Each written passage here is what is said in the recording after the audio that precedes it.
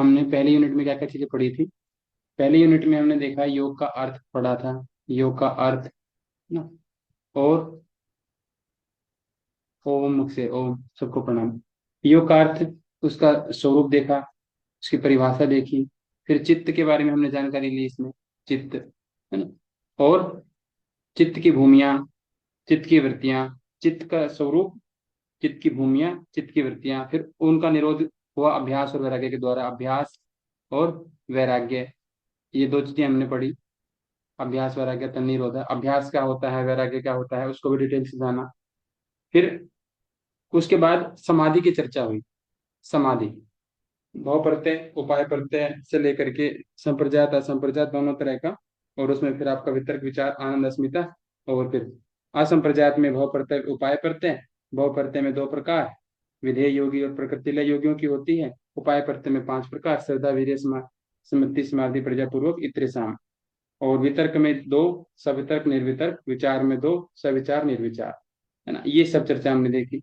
फिर चित्त के विक्षेप हमने देखे। समाधि की चर्चा हुई।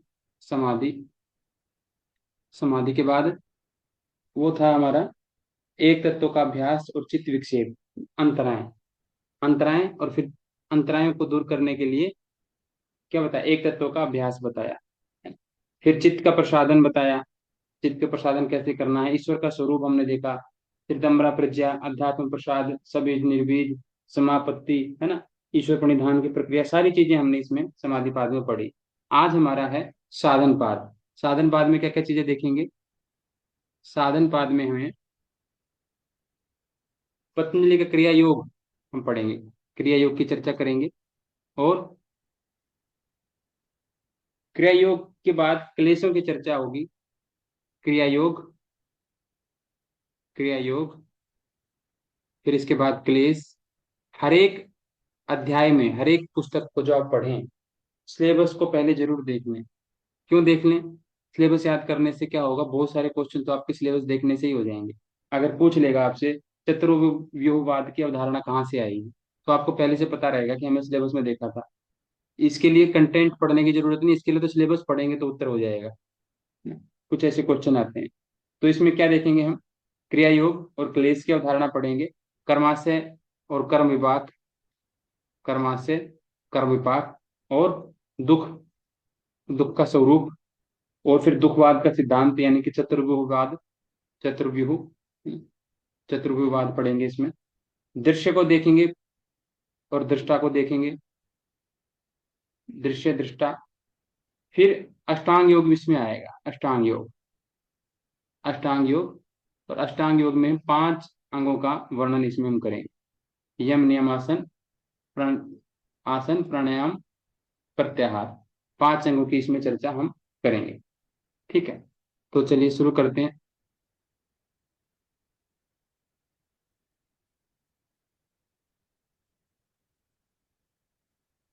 क्रिया योग की अवधारणा, सबसे पहले क्रिया योग की अवधारणा यहाँ पर बताई। यहाँ पतंजलि योग सूत्र में तीन प्रकार के योग साधक बताए गए हैं। एक तो है अधम कोटि के। पहले क्या बता दी थी? पहले चित्त वृत्ति का निरोध करने के लिए क्या आया था? अभ्यास और वैराग्य। अभ्यास, वैराग्य आया। अब जिसको, जिसकी योग साधना इतनी प्रबल हो गई है कि वो केवल अभ्यास और वैराग्य की प्राप्ति करे, अभ्यास और वैराग्य का अभ्यास करे, तो उसी से उसकी चित्त वृत्ति का निरोध हो जाएगा, उसी से। तो वो उत्तम कोटि का साधक है, उच्च कोटि का। उच्च कोटि के साधकों के लिए क्या बता दिया? अभ्यास और वैराग्य, सबसे पहले यही बताया। अब जब इसको ये भी समझ में जिसको ना आए, तो उसके लिए कहने का मतलब क्या है, उसकी स्थिति ऐसी नहीं है कि वो केवल अभ्यास और केवल वैराग्य दो ही काम से, दो ही चीजों से उसका काम चल जाए। ये दो टेक्निक है उच्च वालों के लिए। फिर आएगा मध्य कोटि के साधक, उनके लिए क्या बता रहे हैं? क्रिया योग। एक चीज और बढ़ जाएगी इसमें, यानी कि तीन हो जाएंगे। क्या हो जाएंगे? तीन। तप स्वाध्याय ईश्वर प्रणिधान, तप स्वाध्याय और ईश्वर प्रणिधान क्रिया योग में तीन चीजें आ गई। फिर आगे होंगे अधम कोटि के साधक, बिल्कुल निम्न कोटि के शुरुआती साधक। पूर्व जन्म का कोई ज्यादा विरासत में मिला नहीं है ना? कोई संस्कार ऐसा नहीं है योग का कि जिसके कारण से साधना में आगे क्रिया योग से शुरुआत हो सके या अभ्यास और वैराग्य से शुरुआत हो सके। वो इसी जन्म में चलना शुरू कर रहे हैं। तो अधम कोटि या निम्न कोटि या शुरुआती अभ्यासी को क्या करना है, अष्टांग योग के माध्यम से आगे बढ़ना है। तो तीन चीजें आएंगी। तो अभ्यास वैराग्य को हमने देख लिया। अब क्रिया योग की चर्चा कर रहे हैं मध्य कोटि के साधकों के लिए, है ना। और फिर धीरे धीरे अष्टांग योग तक पहुंच जाएंगे। सेम ऋषि का वही पैटर्न है कहने का। आपको एहसास भी नहीं होने देंगे हमको आपको कि ये उच्च कोटि के लिए वाले बताइए मैंने, ये मध्य कोटि को कौन मानेगा कि मैं अधम कोटि का हूँ, कोई नहीं मानने वाला। तो यहाँ पर बता दी कि जो भी टेक्निक आपको पसंद आए वो फॉलो कर लो, जो भी टेक्निक पसंद आए। अगर किसी को अष्टांग योग समझ में आता है तो समझ लेना कि वो शुरुआती अभ्यासी है, उसको वही चीज पसंद आ जाएगी, अपनी पसंद की वो अपनी चीज अपने आप चुन लेगा। तो हाईएस्ट लेवल का कोई है वो अभ्यास वैराग्य के द्वारा प्राप्ति करेगा। तो ये आपको याद रखना है। अधम कोटि के लिए अष्टांग योग यानी कि निम्न कोटि, अधम कोटि या शुरुआती अभ्यासी, तीनों शब्द एक ही चीज के लिए बोले जाते हैं। मध्य कोटि के साधक क्रिया योग में, और मध्य या मध्यम, उच्च कोटि या श्रेष्ठ कोटि या उन्नत कोटि, कुछ भी बोल सकते हैं, अभ्यास और वैराग्य। तो इस तरीके से ये बताया गया। जैसे गीता में भगवान श्री कृष्ण ने बहुत बारीक सी थीन लेयर लेकर के चल रहे थे वो, भक्ति, कर्म और ज्ञान। जिस भी तरफ अर्जुन मूव कर रहा था उसी तरफ बताते थे, हाँ यहाँ ये श्रेष्ठ है, बस यही श्रेष्ठ है, इससे बढ़िया कुछ नहीं दुनिया में, है ना। तो जैसी, क्योंकि रास्ते सब उसी तक पहुंच रहे हैं तो किसी रास्ते पे चल लो। तो सेम ऐसी ही बात यहाँ पर भी कुछ इस तरह से बताई गई है। अलग से कहीं डिफरेंस करके ऋषि ने नहीं बताया है कि ये मैं अधम कोटि वालों के लिए बोल रहा हूँ। ये भाष्य कमेंट्री जो लिखी जाती है उसमें ये चीजें आती है। तो साधन पाद में सबसे पहले मध्य कोटि के साधकों के लिए शुरू करते हैं तप, स्वाध्याय, ईश्वर प्रणिधान आने क्रिया योगा। तप पहले, स्वाध्याय और ईश्वर प्रणिधान, ये तीनों को क्रिया योग बोलते हैं। तप, स्वाध्याय और ईश्वर प्रणिधान, इनको क्यों करना होता है ना, क्यों करना होता है इनको? समाधि की सिद्धि करने के लिए, है ना? समाधि की सिद्धि करने के लिए, और अविद्या आदि क्लेशों को क्षीण करने के लिए। अविद्या आदि जो क्लेश है ना, उनको क्षीण करना है। क्षीण का मतलब होता है कमजोर करना है। देखो यहाँ पर नष्ट शब्द यूज नहीं हुआ, ध्यान रखना। नष्ट शब्द यूज नहीं हुआ है, और समाप्ति शब्द भी यूज नहीं हुआ है, समाप्ति, है ना। बस क्या कर रहे हैं हम, उस बीमारी को कम कर रहे हैं, क्षीण कर रहे हैं, कमजोर कर रहे हैं, नष्ट नहीं कर रहे हैं, समाप्त भी नहीं कर रहे हैं। ध्यान रखना, शब्दों के ऊपर ध्यान रखना। तो यहाँ पर क्या बताया, समाधि की सिद्धि करने के लिए और अविद्या आदि क्लेशों को थोड़ा छोटा करने के लिए, कमजोर करने के लिए हम किसका अभ्यास करेंगे? तप, स्वाध्याय, ईश्वर निधान का। ठीक है, ये बता दिया। अब जो निम्न कोटि के जो उच्च कोटि के साधक थे, उनके लिए समस्या क्या थी? चित्त की वृत्तियां, वो उसके ऊपर फोकस कर रहे थे, उनका निरोध करना है। इनके लिए समस्या क्या है? अविद्या आदि क्लेश, ये भी इन्हीं में उलझे हुए हैं, है ना। ये अविद्या आदि क्लेशों में उलझे हुए हैं। तो इसलिए इनमें समाधि की सिद्धि और अविद्या आदि क्लेशों को क्षीण करने वाला बताया। ध्यान रखना इनमें से। अब आगे चलते हैं। ये समाधि की चर्चा तो काफी हो चुकी है हमारी, समाधि क्या होती है ना, हो चुकी है ना समाधि की सिद्धि। अब अविद्या आदि क्लेश बचे हुए हैं। तो अविद्या आदि क्लेशों को हम जानते हैं कि ये क्या बला है। तो अविद्या आदि क्लेश यानी कि पांच क्लेश हैं, ऐसे क्लेश जो कष्ट पहुंचाते हैं, दुख देते हैं। अविद्या, अस्मिता, राग, द्वेष और अभिनिवेशा, पंच क्लेशा, ये पांच क्लेश हैं। अविद्या, अस्मिता, राग, द्वेष और अभिनिवेश, ये पांच क्लेश हैं जिनके कारण से मनुष्य दुखों से ग्रसित होता है। तो इनको छोटा करेंगे क्रिया योग के माध्यम से, और समाधि की सिद्धि करेंगे। समाधि की चर्चा हो चुकी है इसलिए ऋषि दोबारा उसको नहीं बता रहे हैं। अब क्लेश नहीं बताए थे पहले, तो क्लेश के बारे में केवल चर्चा करेंगे। समाधि की बात पहले पाद में हो चुकी है। तो अब ये पांच क्लेश बता दिए, पांच क्लेश। अब ये जो पांच क्लेश हैं, अविद्याम क्षेत्र मुत्रेशम प्रक्षुब्ध तनु विच्छिन्न धारणा, ये जो पांच क्लेश है ना, इनको उत्पन्न करने वाली कौन है? इन पांचों को, यानी कि बाकी जो चार बच गए, अविद्या तो अलग आ गई इसमें, इनको जो उत्पन्न करने वाली है वो अविद्या है। सारे क्लेश उत्पन्न किसके माध्यम से होते हैं? अविद्या। पहले एक क्लेश होता है, एक क्लेश बाकी सारे क्लेशों को पैदा कर देता है। और ये अविद्या क्या होती है? अविद्या चार स्तर की होती है। प्रसुप्त अवस्था में रहती है ये, तनु अवस्था में रहती है ना, विच्छिन्न अवस्था में रहती है, उदार अवस्था में रहती है। प्रसुप्त में बिल्कुल सोई रहती है। एक कल्पना कर लो, एक बच्चा बिल्कुल सोया है, बिल्कुल कंप्लीटली 100%, बच्चा मान लो या कोई बड़ा मान लो। एक होता है तनु, थोड़ा सोया हुआ है, थोड़ा जगा हुआ है, मतलब आप मान सकते हो 80%। विच्छिन्न में क्या मान सकते हो कि वो पूरी तरह से सोया नहीं है, पूरी तरह से जगा नहीं है ना, थोड़ा सा मेहनत करने से जग जाएगा, विच्छिन्न, अभी बेचैन है थोड़ा सा नींद के लिए, ऐसा। और उदार में क्या है, पूरी तरह से जागा हुआ, पूरी कृपा बनी हुई है उसकी आपके ऊपर, हो अल्लाह मचा रहा है बढ़िया से, आपके ऊपर पूरी उदारता बरतता है। तो ये चार स्तर बता दिए, चार अवस्थाएं बता दी, किसकी, अविद्या की। ये अविद्या इस रूप में रहती है, प्रक्षुप्त, तनु, विच्छिन्न और उदार।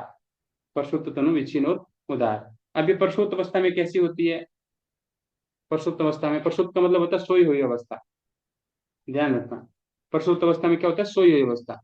इसमें जो, जब कोई व्यक्ति सोया हुआ रहता है, तो वो अच्छा है या बुरा है उसे कुछ पता लगता है, सोया हुआ हो, कुछ नहीं पता लगता वो।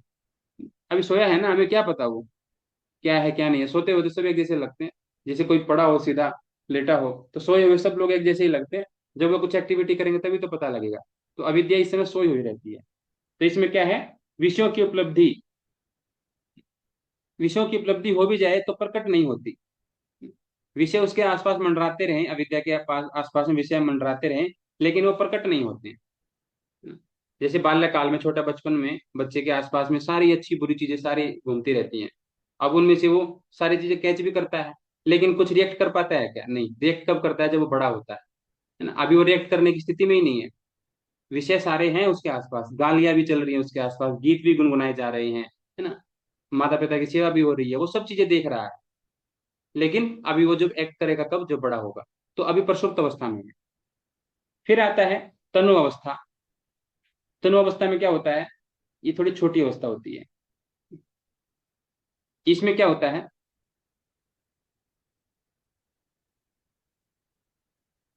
क्लेश, प्रचंड वेग नहीं रहता, वेग तो है लेकिन प्रचंड वेग नहीं इस अवस्था में। इसमें क्या है, सोई हुई है पूरी तरह से। इसमें क्या है, वेग आ गया है, लेकिन पूरी प्रचंड वेग नहीं है। छोटे बच्चे को गुस्सा आता है जैसे, अब लेकिन ज्यादा नुकसान थोड़ी पहुंचाएगा, चेहरा तो लाल हो गया उसका पूरा, ऐसा बच्चों को इतना गुस्सा आ गया, लेकिन पूरी तरह से नहीं। तो वेग प्रचंड नहीं है इसमें। विच्छिन्न में क्या है, विच्छिन्न में क्या होता है, अविद्या आदि में एक क्लेश उत्पन्न हो गया मान लो, लेकिन दूसरे का अभाव है। एक क्लेश उत्पन्न हो गया, दूसरे का अभाव हो गया। अविद्या के कारण से, अविद्या के कारण से किसी के प्रति मुझे, मेरे मन में राग तो पैदा हो गया, किसी विच्छिन्न अवस्था में है ना ये। तो अविद्या के कारण से मेरे मन में किसी के प्रति राग तो उत्पन्न हो गया, लेकिन द्वेष उत्पन्न नहीं हुआ है अभी। राग तो उत्पन्न हो गया मान लो, एक क्लेश तो पैदा हो गया मेरा, मेरे मन में, लेकिन दूसरा क्लेश पैदा नहीं हुआ है एक ही व्यक्ति के प्रति। तो विच्छिन्न अवस्था है अभी। रुदार अवस्था में क्या होता है, पूरी तरह से 100% अविद्या बिल्कुल प्रचंड वेग में है, अपनी पूरी उदारता है उसके, आपके ऊपर, हमारे ऊपर उदारता। वैसे दयालुता को बोला जाता है अच्छे सेंस में, लेकिन यहाँ पर अविद्या की उदारता हमारे हमारे नहीं चाहिए। अविद्या की उदारता हमें नहीं चाहिए। अविद्या अगर हमारे ऊपर उदार हो जाएगी तो काम खराब हो जाएगा ना। बोलते हैं ना इस, कुछ जैसे पुलिस वालों को बोलते हैं कि इनकी तो दोस्ती भी बुरी और दुश्मनी भी बुरी, ऐसा बोलते हैं ना किसी किसी के लिए। तो ऐसे ही इससे कोई दोस्ती नहीं करनी, इसकी उदारता किसी काम की नहीं, है ना। तो ये कैसी अवस्था में ठीक है, ये तो सो ही रहे ना, प्रसुप्त अवस्था में रहे तो ठीक है। तो अविद्या के चार प्रकार बता दिए, प्रसुप्त, तनु, विच्छिन्न, उदार। इनको हम क्या कह सकते हैं, इनको हम चारों, बाकी जो चारों हैं क्लेश, उनके भी प्रकार कह सकते हैं। लेकिन अगर सूत्र के अकॉर्डिंग देखेंगे तो हम यहाँ अविद्या की ही बात हो रही है। कई किताबों में क्या मिलेगा कि चारों जो हमारे अविद्या, अस्मिता, राग, द्वेष, अभिनिवेश, इन पांचों का ही प्रकार चार प्रकार के हैं, पांचों ही। लेकिन अगर आप ध्यान से देखेंगे तो अविद्या क्षेत्रम उत्तरेशम प्रसुप्त तिन्नु विच्छिन्नो धारणा, अविद्या की बात हो रही है यहाँ पर, कि अविद्या ही है वो क्षेत्र जो बाकी सबको उत्पन्न करती है। और किस रूप में, प्रसुप्त, तनु, विच्छिन्न और उदार के रूप में। जब सोई रहती है तो किसी दूसरे क्लेश को उत्पन्न नहीं कर पाती। तनु में क्या होती है, उत्पन्न कर देती है, लेकिन बाकी दूसरे क्लेशों का वेग नहीं रहता। परसुप्त अवस्था में सारी चीजें आसपास मंडरा रही है, लेकिन उत्पन्न नहीं कर पा रही किसी को। तनु अवस्था में क्या हो रही है, कि वो उत्पन्न कर दिया, लेकिन प्रचंड वेग नहीं है। अस्मिता का प्रचंड वेग नहीं है, राग का प्रचंड वेग नहीं है, द्वेष का प्रचंड वेग नहीं है, मृत्यु का भय प्रचंड वेग से नहीं आया है अभी, है ना। अब विच्छिन्न में क्या हो गया, इनमें से कोई कोई तो ज्यादा आ गया है। जैसे राग तो ज्यादा हो गया है, लेकिन द्वेष नहीं आया अभी। विच्छिन्न में क्या होता है, अविद्या जो अविच्छिन्न अवस्था में होती है तो सारों को पैदा नहीं कर पाती है ये, है ना। कुछ तो पैदा कर दिए इसने, चार में से दो पैदा कर दिए, लेकिन दो को पैदा नहीं कर पाई अभी। विच्छिन्न, है ना। अस्मिता पैदा हो गई है, मैं का भाव आ गया है, राग पैदा हो गया है, लेकिन ना तो द्वेष आया है अभी, और ना अभी मृत्यु का भय सताता है। जब उदार अवस्था में होती है अविद्या, तब सारे के सारों को निर्मित कर देती है। अस्मिता भी पैदा हो गई, राग भी हो गया, द्वेष भी हो गया, और अभिनिवेश भी हो गया, पांचों के पांचों, यानी कि बाकी के चारों चारों के चारों पैदा हो गए। ठीक है। तो ये चार अवस्थाएं अविद्या की बताइए, कष्टोक्त, तनु, विच्छिन्न और उदार। अब ये अविद्या है क्या चीज, जो इन बाकी सबको निर्मित कर देती है। ये अविद्या का मतलब क्या होता है, अविद्या, यानी कि अनित्य में तो नित्य चीज देखने वाली बुद्धि, ऐसी बुद्धि, है ना। अविद्या का मतलब तो, विद्या का मतलब तो बुद्धि से ही रिलेटेड होगा ना। तो अनित्य में नित्य देखने वाली, कि जो चीज हमेशा से रहने वाली है, उसमें तो क्या देखेगी ये, उसमें तो देखेगी टेम्परेरी गुण। जो परमानेंट है उसमें देखेगी टेम्परेरी का गुण, और जो टेम्परेरी चीजें उसको देखेगी जैसे परमानेंट रहेंगी। जैसे अब हम हर दिन मर रहे हैं, अपने स्वास्थ्य का ध्यान नहीं रख रहे हैं, हर दिन मर रहे हैं, हमें पता है बुढ़ापा बड़ा कष्टकारी होगा, लेकिन फिर भी ध्यान नहीं रख रहे हैं। और एक मोबाइल में थोड़ा सा स्क्रीन खराब हो जाए, भाई पूरा ऑटो लेकर के, बस करके पूरा इतने किलोमीटर दूर जाएंगे, किसी का दिल्ली है कस्टमर केयर के सर्विस, किसी कहीं है, पूरा करवा के आएंगे, फिर 2-3 दिन बाद वो देगा वापस, फिर उसको वापस भी लेके आएंगे, है ना। आईफोन वगैरह जो महंगे महंगे फोन लेते हैं ना, इतने, और अपने सेहत के लिए 2 दिन का समय नहीं निकलता, अगर सेहत खराब हो जाए, बोले कि कहीं जा करके ट्रीटमेंट करवा लें। तो अनित्य चीजों में नित्य का भाव देख रहे हैं, और नित्य चीजों में अनित्यता का भाव देख रहे हैं, ये अविद्या है। अपवित्र में जो गंदी चीजें हैं, उनको पवित्र समझे बैठे हैं। विपरीत, अनित्य में नित्य देख रहे हैं। शुचि, अनित्य में नित्य, और सूची में असूचि में सूची देख रहे हैं। असूचि यानी कि अपवित्रता में पवित्रता, असूचि अपवित्रता, सूची पवित्रता। और दुखात्मसु, दुख में सुख देख रहे हैं, दुख में सुख देख रहे हैं। आत्मसु में क्या देख रहे हैं, अनात्म ख्याति, आत्मा में अनात्मा देख रहे हैं, आत्मा में अनात्मा देख रहे हैं। जो आत्मा है ना, उसको तो ऐसे समझ रहे हैं जैसे कि तो शरीर है, ये तो कुछ है ही नहीं। आत्मा को अनात्मा की तरह से व्यवहार कर रहे हैं। आत्मा के साथ कैसे व्यवहार कर रहे हैं, जैसा व्यवहार हमें शरीर के साथ करना चाहिए, वैसा व्यवहार हम आत्मा के साथ कर रहे हैं। ये क्या है, अविद्या ही तो है हमारी। जो चीज गंदी है उसको पवित्र समझे बैठे हैं, जो दुख है उसको सुख समझे बैठे हैं। जो आत्मा है उसके साथ शरीर के जैसा व्यवहार होता है, शरीर को बोलते हैं अनात्मा, शरीर मतलब अनात्मा। अनित्य है जो, है ना, टेम्परेरी जो है उसको परमानेंट समझे बैठे हैं। ये चार तरीके बता दी। क्या होता है ये हमारे अविद्या होती है इस तरीके से। और अविद्या के ये चार सिम्टम्स बता दिए, चार सिम्टम, और चार अवस्थाएं बता दी, चार लक्षण, चार अवस्था अविद्या की। और टोटल कितने बताए क्लेश, 5 क्लेश बताए। ठीक है। अब आगे चलते हैं। तो 5 प्रकार के क्लेश हो गए। अब अविद्या को तो जान लिया कि अविद्या क्या है ना? अविद्या जान लिया, ये लक्षण है। अस्मिता के लक्षण देखेंगे, राग के देखेंगे, द्वेष के और अभिनिवेश के, सारों को देखेंगे ये क्या क्या होते हैं। ये क्रिया योग के द्वारा बताया था ना, कि समाधि की सिद्धि होगी, समाधि को तो पता लग गया हमें समाधि क्या होती है, समाधान की अवस्था। ये अविद्या आदि क्लेशों को क्षीण करने वाली बताया इसको, क्रिया योग को। तो अविद्या आदि क्लेशों को पहले देख लेते हैं, ये होते क्या क्या है। तो अविद्या को देख लिया। अब आता है हमारा अस्मिता नामक क्लेश। अस्मिता में क्या होता है, जो आत्मा है और जो चित्त है, इन दोनों का एक रूप, ये जो बिल्कुल इन दोनों की एक राय रहती है ना, एक मत रहता है दोनों का, ये इनका एक मत अस्मिता है। ये नहीं कि दोनों बिल्कुल, बात में भी इनके दोनों की बिल्कुल 100% सारी बातें मिलती हैं। मतलब जो चित्त में भाव आ रहा है, आत्मा भी बिल्कुल वही सोचती है कि हाँ हाँ हाँ, ठीक कह रही है, बिल्कुल चित्त जो है ठीक कह रहा है। यानी कि चित्त के अनुसार आत्मा अपने आप को समझे बैठी है। ऐसा लगे ही नहीं, लगता ही नहीं, जब हम दोनों ये मिले रहते हैं ना, ऐसा लगता ही नहीं कि ये दो है, ऐसा लगता है कि एक ही है। जब आत्मा और चित्त आपस में मिले रहते हैं तो कैसे व्यवहार करते हैं, जैसे एक ही है दोनों के दोनों। ये हाथ उठाता है तो ये भी हाथ उठाती है, ये बोलती है ओम तो ये भी ओम बोलता है, ये बोलता खाना खाना है, ये बोलता खाना खाना है। बिल्कुल फोटोकॉपी चलती रहती है। तो दृक शक्ति बोलते हैं आत्मा को। दृक शक्ति मतलब दृष्टा, देखने वाली शक्ति। और ये दर्शन शक्ति है, दिखने वाली है। संसार में दो ही चीज तो है, या तो कोई देखने वाला है या कोई चीज दिखने वाली है। दिखने वाला, देखने वाला और दिखने वाली चीजें दो ही तो हैं। देखने वाला तो कोई एक ही है, हम बोलते हैं ना हम देख रहे हैं, हम कहाँ देख रहे हैं, देखने वाला तो एक ही है, वो है आत्मा। हम तो सारे दृश्य रूप में आ गए, हम तो किसी को दिखाई दे रहे हैं, हम किसी को नहीं देख पाते हैं। हम तो किसी को दिखाई दे रहे हैं, हम तो दृश्य रूप हो गए, प्रकृति रूप हो गए। तो दृक् शक्ति का मतलब होता है आत्मा, और दर्शन शक्ति का मतलब होता है चित्त। कहीं कहीं पर यहाँ आपको बुद्धि भी शब्द यूज मिलेगा यहाँ पर, बुद्धि शब्द का प्रयोग मिलेगा दर्शन शक्ति के लिए, है ना। कहीं कहीं पर चित्त भी आपको मिलेगा। एक ही बात है, अंतःकरण में से कोई भी किसी का नाम ले दो, सब क्या है, प्रकृति ही तो है, दर्शन शक्ति के रूप में उसको लिया जाएगा। तो जब दोनों एक जैसे रहते हैं तो अस्मिता का भाव पैदा होता है, मैं का भाव पैदा होता है ना। मैं, आपको, आपके सामने एक गाड़ी खड़ी है ना, पापा एक नई गाड़ी ले आए, या आपके पति हैं, किसी का भाई है, कोई भी है, जैसे भी है, परिवार में गाड़ी आ गई, नई गाड़ी। आपको अभी तक नहीं पता है कि वो गाड़ी किसकी है, नई गाड़ी है, चमचमाती गाड़ी है, आप उसके साइड से जा रहे हो, आ रहे हो, जा रहे हो, आ रहे हो, है ना। अचानक से कोई आया और उसने सूचना दी कि आपकी नई गाड़ी बाहर खड़ी है। तुरंत एक ही सेकंड में सारे भाव जुड़ने शुरू हो गए, यानी कि मेरे का भाव तुरंत पैदा हो गया। उससे पहले तो वो, अगर उससे पहले तो हो सकता है हमने ये सोचा हो कि हमारे घर के बाहर कौन सी इतनी गाड़ी लगा के चला गया, बिना वजह आने जाने में परेशानी हो रही है, कहीं और नहीं खड़े कर सकते थे क्या। और जैसे ही पता लगेगा हमारी है, इतनी दूर क्यों खड़ी कर दी, थोड़ी अंदर ले आते, बाहर स्क्रैच लग जाएंगे, है ना। तुरंत अस्मिता का भाव पैदा हो जाता है। आत्मा, यानी कि दिखने वाली शक्ति और देखने वाली शक्ति दोनों मिल जाती है ना, तो अस्मिता पैदा हो जाती है, मैं का भाव पैदा हो जाता है। ये होता है अस्मिता। सुखानुसी राग, यानी कि सुख का अनुसरण करने वाली एक वृत्ति है राग।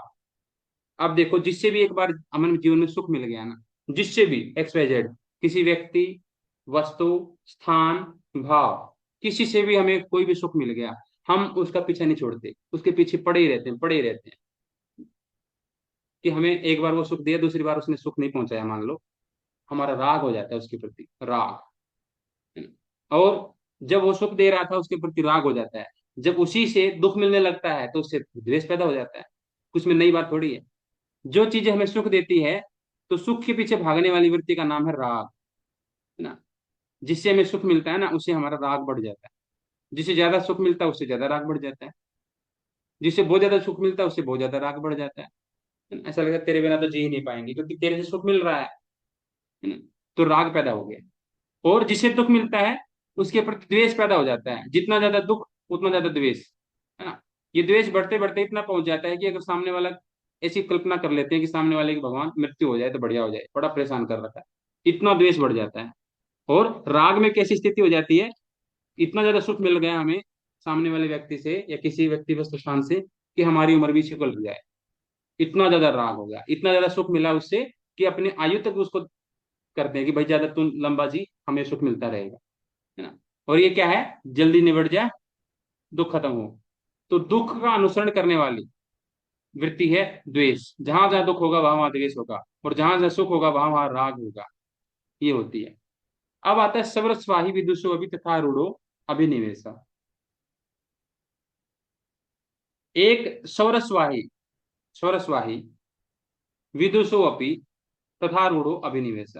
एक ऐसी प्रवृत्ति, एक ऐसा क्लेश जो परंपरागत रूप से चला आ रहा है, सदियों से चला आ रहा है, और जो विद्वानों को भी, विदुषोपि, विद्वानों, विदुषो अपि, अभी अपि का मतलब भी, विदुष मतलब विद्वान।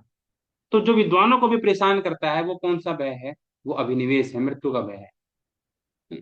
विद्वान लोग इनसे परेशान नहीं होते, द्वेष से तो कंट्रोल कर लेते हैं, राग को भी कर लेंगे, अस्मिता को भी कर लेंगे, अविद्या को भी थोड़ा कुछ हद तक कंट्रोल में कर लेते हैं। जो नित्य है उसको नित्य समझते हैं, सुख वाले को सुखी समझते हैं, पवित्र को पवित्र समझते हैं। अब तक काफी हद तक कंट्रोल, लेकिन इसके ऊपर तो विद्वान लोग भी परेशान होते हैं। यहाँ पर विद्वान लिखा है, लेकिन अगर एग्जाम में योगी आ जाए, महात्मा आ जाए, वो भी इसी कैटेगरी में आएंगे। ठीक है। वहां पर विदुष नहीं लिखेगा, विद्वान नहीं लिखेगा, वहां पर योगी लिख देगा। योगी को कौन सा भय सताता है, योगी लिख देगा, कोई बात नहीं। सबको तो ये भय सताता ही है, किसी को भी लिख दो चाहे। जो मुक्त नहीं है ना, मुक्त नहीं है, जो, जिसको कैवल्य की प्राप्ति नहीं हुई है, चाहे एक्स वाई जेड कोई भी हो, फिर हो चाहे योगी हो, चाहे कितना ही बड़ा सिद्ध महात्मा हो, सबको ये मृत्यु का भय सताता है।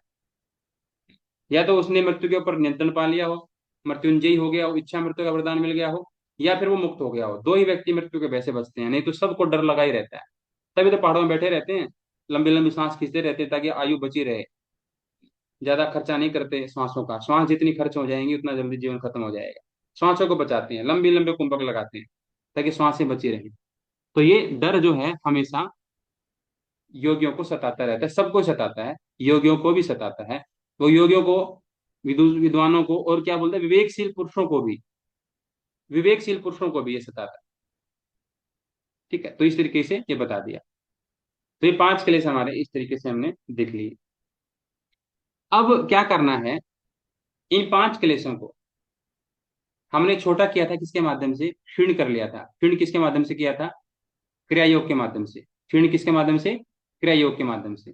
यानी कि ये क्रिया, ये जो है, एक पेड़ बना देता हूं मैं, अगर बन जाएगा तो आप इसमें पेड़ की भावना ले आइए। ये पेड़ ही है, ये ऑनलाइन ई पेड़ है, ये ई पेड़ है ना, ई ट्री।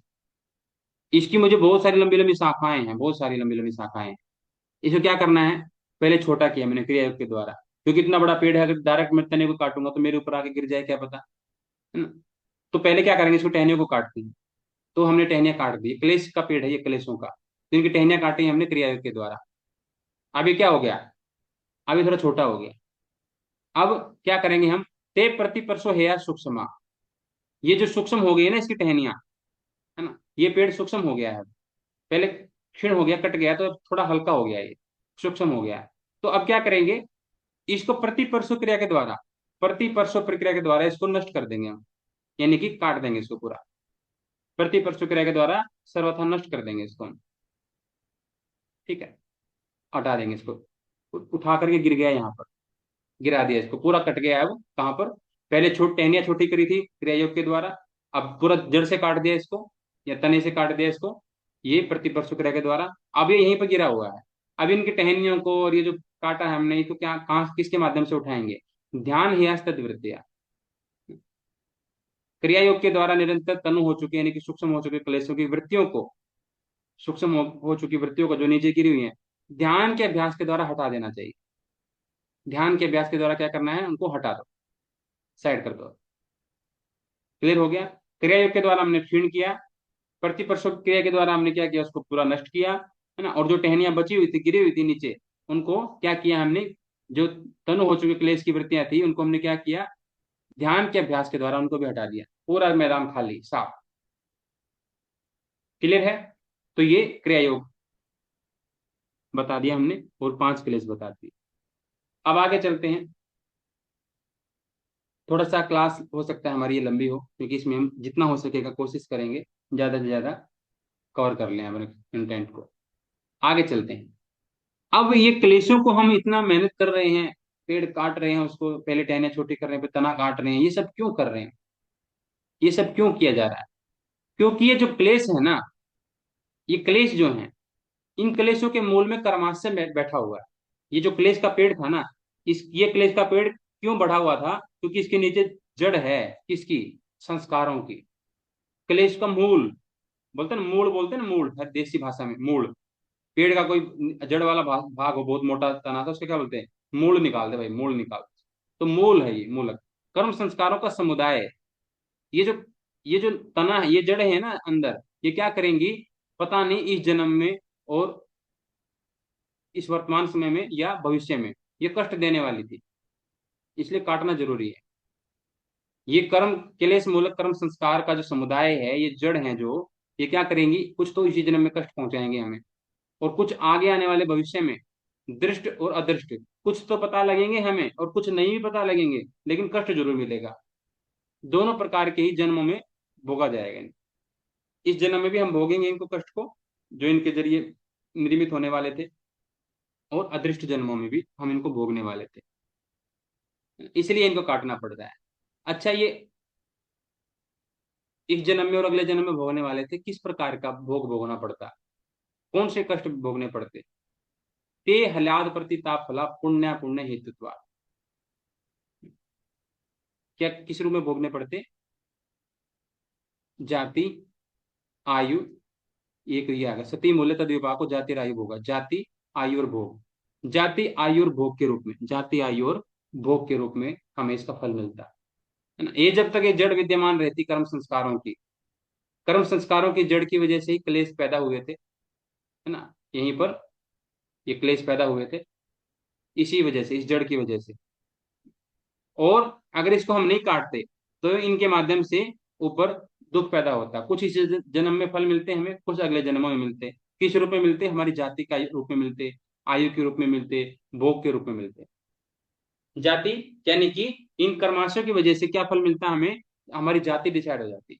हम तो या तो हमारा जन्म होता किसी पशु योनि में हो जाता है ना। हमें पता है कि संस्कार बहुत खराब है, इतने अच्छे संस्कार नहीं है मान लो, हमें पता है कि हमारे संस्कार बहुत खराब है, और हमें पता है 20 साल बाद 10 साल बाद मरना है, और इतने समय में तो हम सारे संस्कारों को नष्ट नहीं कर पाएंगे। तो हम क्या करना है? इस जड़ को ही काट दो भाई, क्योंकि अंत समय जब आएगा ना, इस जड़ के अनुसार ही अगला जन्म डिसाइड होगा, है ना। जड़ मतलब संस्कार, अगर संस्कार नष्ट हो जाए ना तो दोबारा हो सकता है हमारा मनुष्य जन्म, क्योंकि संस्कार तो हमारे ऐसे हैं, जीवन तो ऐसे जिया हमने जैसे पशु जीते हैं, अगले जन्म में पक्का पशु योनि में ही जन्म होगा हमारा, क्योंकि संस्कार हमारे पशु योनि के हैं। तो जाति डिसाइड होने वाले थी इनसे, इसलिए काटना पड़ा इन्हें। अब मुश्किल से तो मनुष्य योनि मिला है, मनुष्य जन्म मिला है, तो जाति। आयु, इनसे हमारी आयु डिसाइड होती है। किसी को 100 साल की आयु मिल गई, किसी को 50 साल की आयु मिल गई, किसे कितनी मिल गई ना? तो आयु के रूप में किसी किसी को भोग पदार्थ मिलते हैं। भोग पदार्थ, किसी को पता लगा कि मेरे कर्म ऐसे हैं, मैंने अभी जितना सुख भोग लिया, अगले जन्म में क्योंकि मेरा पिछले जन्मों का संस्कार था, इसी वजह से मैंने इस जन्म में तो सुख भोग लिया, मेरी किस्मत ने साथ दिया, बहुत बार किस्मत ने साथ दिया मेरे पिछले जन्म। अब जो पिछले जन्म के अच्छे कर्म थे, उसका फल अभी इस रूप में इस जन्म में मिल गया, किस्मत ने साथ दिया, इसका मतलब हमारा जो पुण्य था वो कट गया, कम कम हो गया, हेल्प मिल गई हमें, उसका फल मिल गया, किस्मत का प्रारब्ध का फल मिल गया। अब न्यूट्रल हो गया है, अब और कमा लो, नहीं तो अगले जन्म में खाली खाता मिलेगा। भोग, यानी भोग के साधन नहीं मिलेंगे, या ज्यादा मिलेंगे, कुछ नहीं पता। तीन आधार पर इनकी प्राप्ति होती है, जाति, आयु और भोग, इनके रूप में प्राप्ति इनकी होती है। पुण्य अपुण्य के कारण से, पुण्य पुण्य, पुण्य कर्म, पाप कर्म, और जब इनका विपाक होता है तो जाति, आयु और भोग के रूप में ये हमें प्राप्त होते हैं। वो जाति, आयु और भोग या तो हमें दुख देंगे, जाति बढ़िया मनुष्य जाति मिल गई तो सुख मिल जाएगा, आयु बढ़िया मिल गई, 100 साल की आयु मिल गई तो सुख मिलेगा, भोग के पदार्थ भी बढ़िया चीज मिल गई तो सुख मिलेगा। और अगर जाति बढ़िया नहीं मिली, आयु भी ठीक नहीं मिली, छोटी आयु मिली, कम आयु मिली, भोग के पदार्थ भी ढंग के नहीं मिले, तो क्या होगा? दुख रूप मिलेगा। तो इसलिए इन क्लेशों के जो संस्कार है ना, कर्म संस्कार, इनको काटना बहुत जरूरी है, क्योंकि कुछ हमें कुछ नहीं पता। तुक्का लगे तो दुख मिल जाए, तुक्का लगे तो सुख मिल जाए, हमें ना सुख चाहिए ना दुख चाहिए, क्योंकि अगर एक भी मिला ना तो अगली बार दूसरे का नंबर है। अगर एक बार दुख मिल गया तो अगली बार सुख का नंबर है, और एक बार सुख मिल गया तो अगली बार दुख का नंबर है ना। ये चलता ही रहेगा, इसलिए हमें दोनों में से कोई भी नहीं चाहिए। ये क्लेश इसलिए हमें हटाने हैं। और जो बुद्धिमान होता है ना, वो इस चक्कर में पड़ता ही नहीं है कि मुझे क्या मिलेगा क्या नहीं मिलेगा, सुख मिला कि दुख मिला, वो तो सब में ही दुख देखता है। क्यों? वो ये देखता है कि भाई चलो, जाति, आयु, भोग, हमें सब कुछ अच्छा मिल गया, सब कुछ अच्छा मिल गया, लेकिन इसका परिणाम क्या निकलेगा? जाति, आयु और भोग सब अच्छे मिल गए तो परिणाम के रूप में दुख मिलेगा, कोई बात नहीं, शुरुआत में तो जाति, आयु, भोग हमें अच्छे मिल गए, तो हमने भोग लिया, अब वो पुण्य हो गए खत्म, तो रिजल्ट क्या मिलेगा? फिर खाली खोखा, फिर दोबारा से फिर कष्ट होगा, तो परिणाम में दुख मिलेगा। ठीक है, परिणाम में दुख मिलेगा। तो इस ये हर जगह दुख ही देख लेता है विवेकी व्यक्ति, इन तीनों में, जाति, आयु, भोग में दुख देख लेता है हर परिस्थिति में।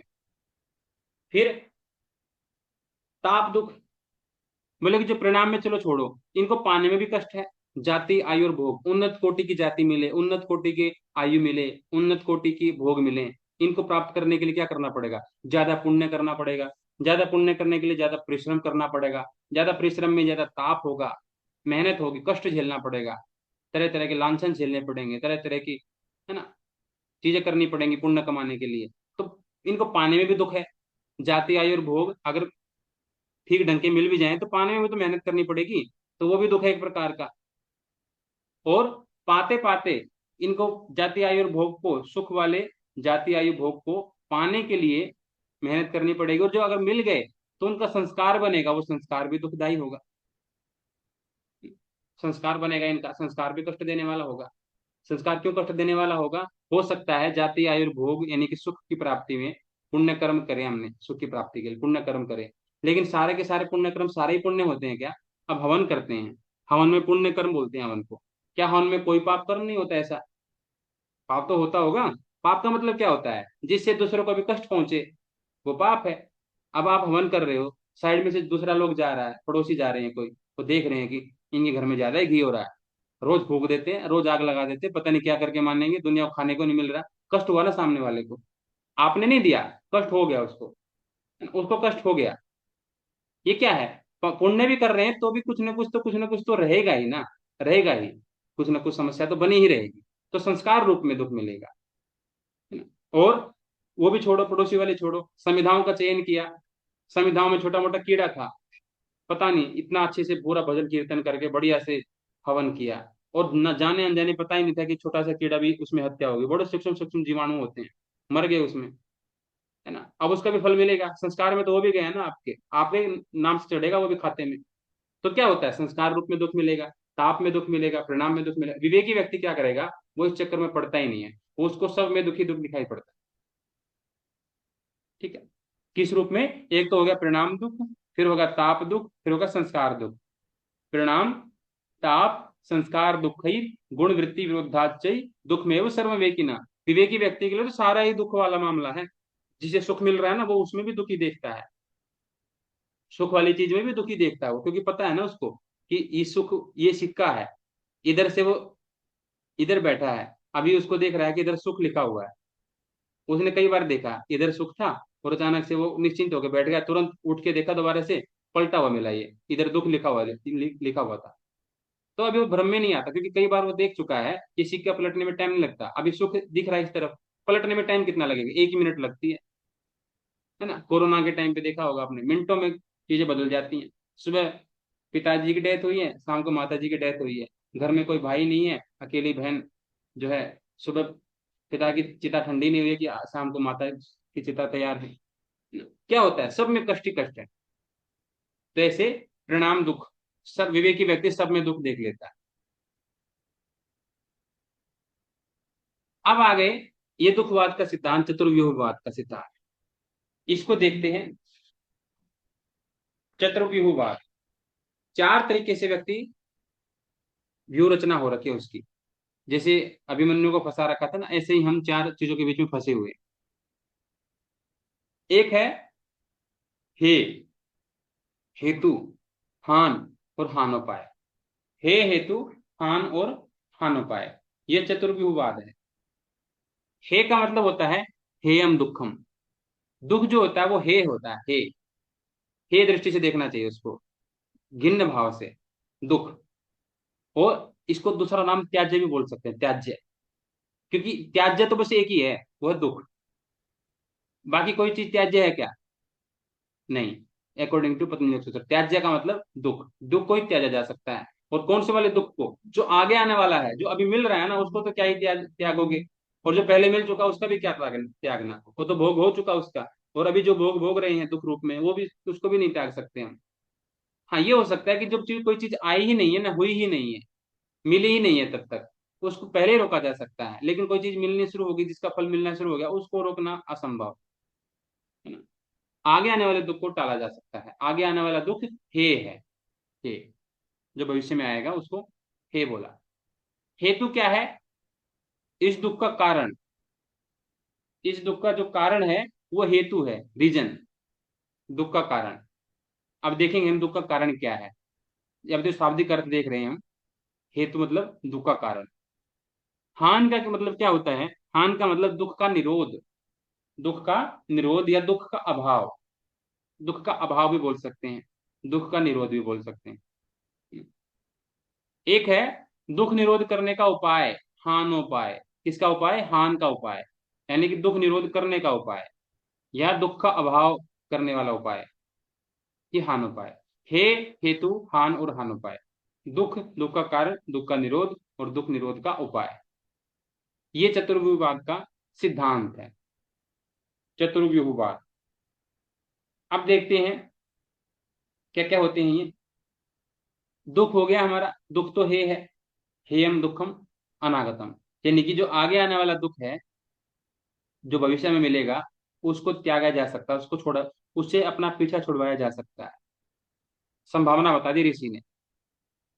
बस अगर फोकस करना है तो आगे वाले पे करो, जो अब हो गया हो गया, जो अनुभव कर रहे हैं, कर झेल रहे हैं, जो पहले झेल लिया, उसमें कुछ छेड़खानी नहीं हो सकती, आगे आने वाले को टाला जा सकता है, उसका उसको डाइवर्ट किया जा सकता है। दुख का कारण क्या बताया? अविद्या। दुख का कारण क्या है? अविद्या। अविद्या। कौन सा दुख त्यागा जा सकता है? भावी। भावी यानी कि आगे आने वाला या भविष्य वाला। भविष्य, भावी, ना भावी नेता। भावी नेता मतलब भविष्य में आने वाले, भावी सीएम बोलते हैं ना, भावी सीएम। वो भावी ही रह जाते हैं, वो कभी भविष्य आता ही नहीं है ना। अधिकतर तो सीएम जो है ना, भावी ही रह जाते हैं बेचारे। तो अविद्या, दुख का कारण अविद्या। और दुख का निरोध किससे होता है? दुख का निरोध, दुख का निरोध कैवल्य से ही होता है। आप बोलेंगे सर दुख का निरोध, दुख का निरोध उपाय, उपाय में आना चाहिए ना कैवल्य।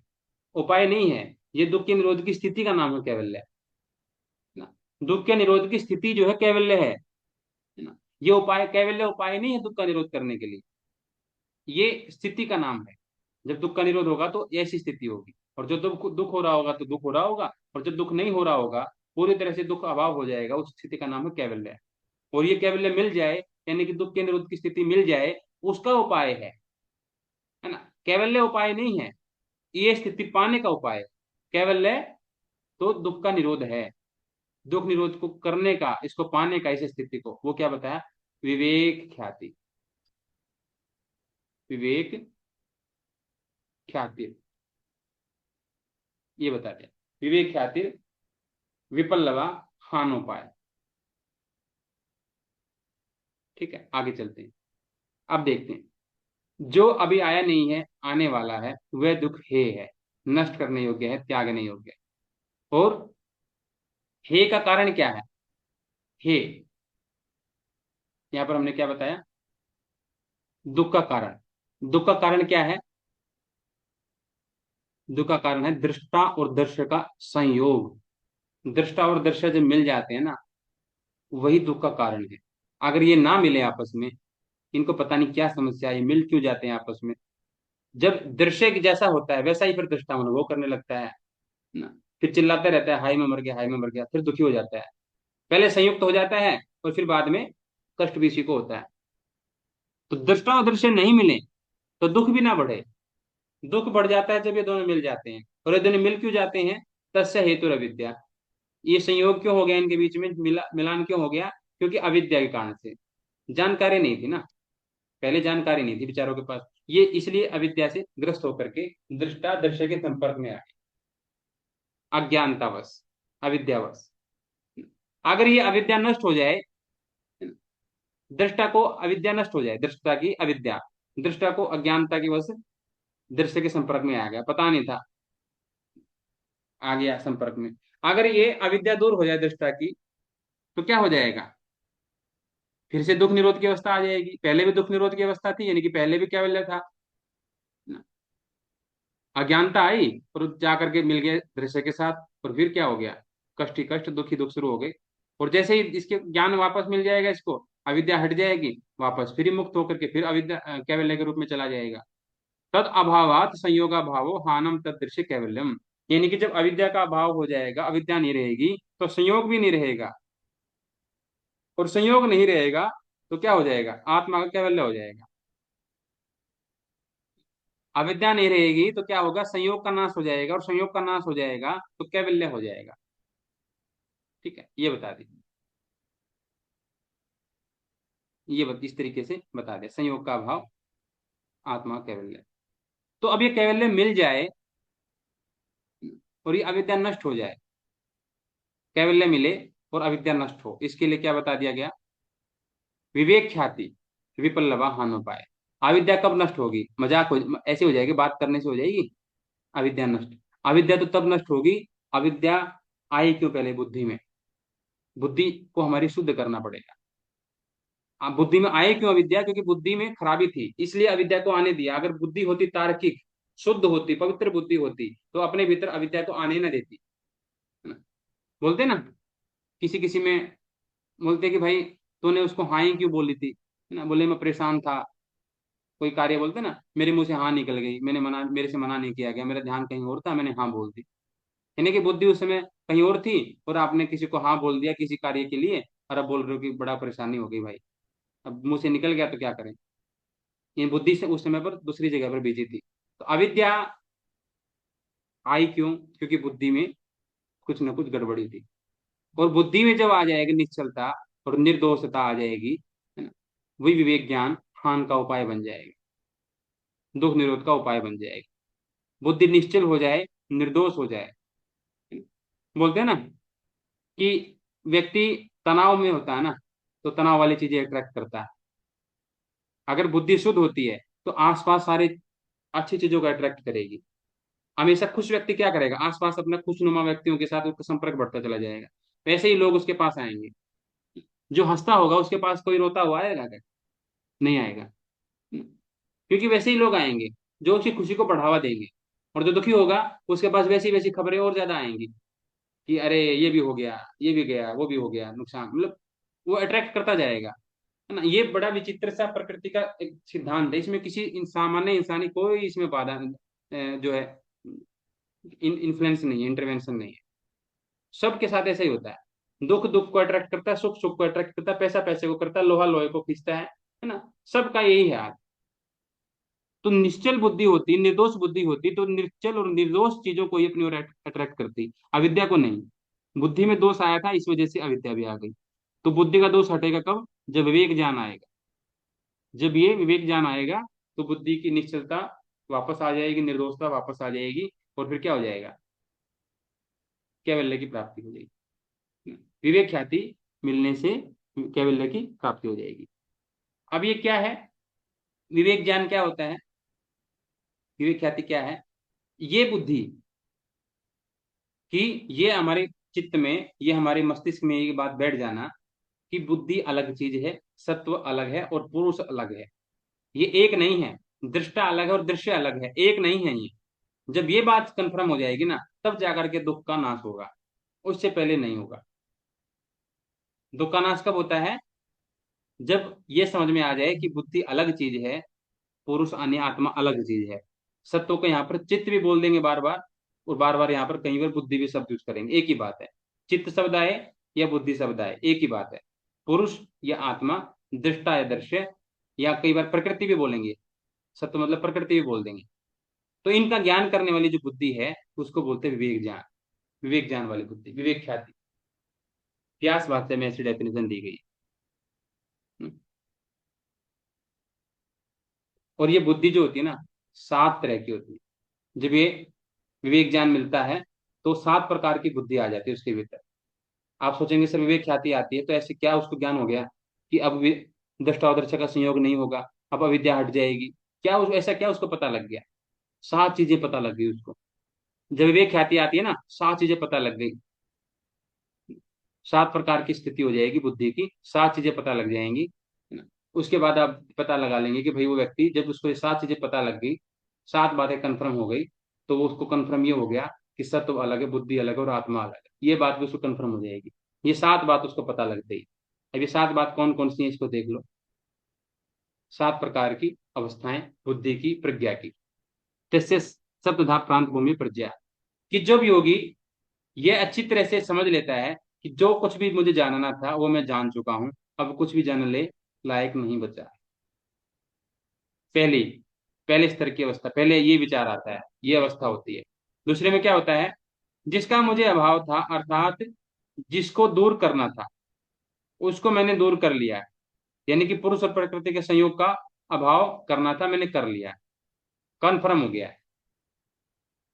दूसरी बुद्धि, मैंने जो प्राप्त करना था वह मुझे प्राप्त हो चुका है, अब कुछ और प्राप्त करने लायक नहीं बचा है। यानी कि मुझे आत्म साक्षात्कार करना था, मैंने कर लिया, अब कुछ बचा नहीं है ना। विवेक ख्याति की उत्पत्ति होती होने के बाद आगे ना कितनी बुद्धि और प्रकृति, पुरुष अलग अलग समझ में आने लग गए, है ना।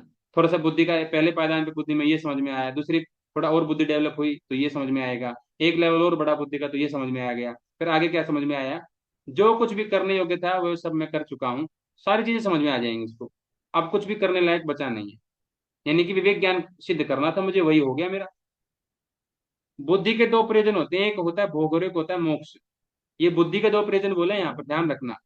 बुद्धि के, यही सेम प्रकृति के भी आएंगे, क्योंकि मैंने बोला जहां जहां भी बुद्धि शब्द आएगा वहां वहां प्रकृति भी समझना है आपको, है ना।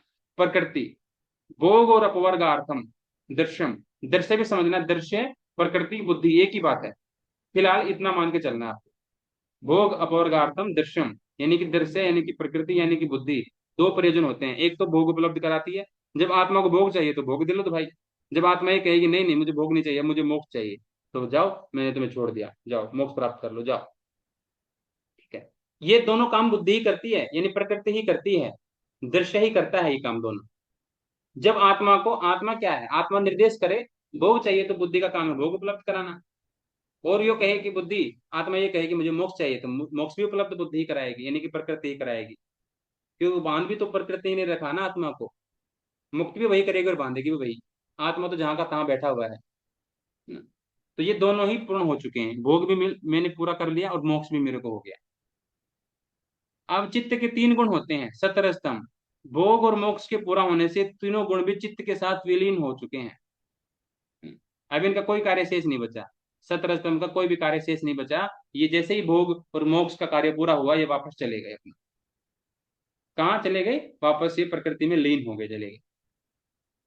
और सातवां क्या है, जब आत्मा सभी गुणों से रहित होकर के आत्म स्थिति को प्राप्त कर लेती है तो वह अविचल होकर के अपने स्वरूप में स्थित हो जाती है, अपने स्वरूप में स्थित हो जाती है। उसका स्वरूप कैसा था, दुख निरोध वाला स्वरूप था उसका, कैवल्य वाला स्वरूप था पहले उसका, दुख के बिना वाला स्वरूप। उस समय दुख नहीं था, वापस उस स्थिति में चली गई वो। ये क्यों हुआ, क्योंकि ये विवेक ज्ञान आ गया, विवेक ख्याति आया। विवेक ख्याति आने के बाद ये सारी चीजें कंफर्म हो गई। उससे पहले तो समझ ही नहीं पा रही थी वो, उसी से पहले तो साधक समझ ही नहीं पा रहा था, उसकी बुद्धि और आत्मा बिल्कुल जुड़ी हुई थी आपस में, समझ में ही नहीं आ रहा था उनको ये। जैसे ही बुद्धि डेवलप हुई, विवेक ख्याति पैदा हुई, विवेक ख्याति आते ही ये सारी बातें अलग अलग हो गई, सारी बातें बिल्कुल साफ दिखाई देने लग गया, बिल्कुल आंखें खुल गई कि मैं तो बिना वजह फंसा हुआ था, जो मुझे जानना था वो तो मैं ऑलरेडी जान ही चुका हूँ, और कुछ जानने लायक थोड़ी बचा है। सब कुछ चीजें कंफर्म हो जाती है। तो बुद्धि की ये सात अवस्थाएं, प्रज्ञा की सात अवस्थाएं, तस्य शब्द प्रांत भूमि प्रज्ञा, इस तरीके से बता दिया। ठीक है, आगे है जी।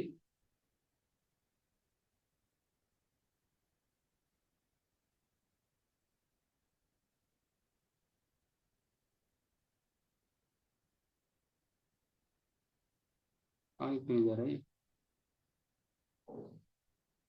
जी। अब बात करते हैं दृश्य की और दृष्टा की। प्रकाश क्रिया स्थितिशीलम भूत इंद्रियात्मकम भोग अपवर्गार्थम दृश्यम। क्या हमने बताया, दृश्य और दृष्टा, दृक शक्ति और दर्शन शक्ति। अब ये तो हमने देख लिया, ये दोनों अलग अलग हो जाएं तो बात बन जाए, विवेक ख्याति कारण से ये दोनों अलग अलग समझ में आ जाते हैं तो कैवल्य हो जाता है। अभी देख लेते हैं दृश्य का स्वरूप क्या है, प्रकृति का स्वरूप क्या है। प्रकाश क्रिया और स्थिति, ये स्वभाव है प्रकृति का। क्या क्या स्वभाव है, प्रकाश क्रिया और स्थिति।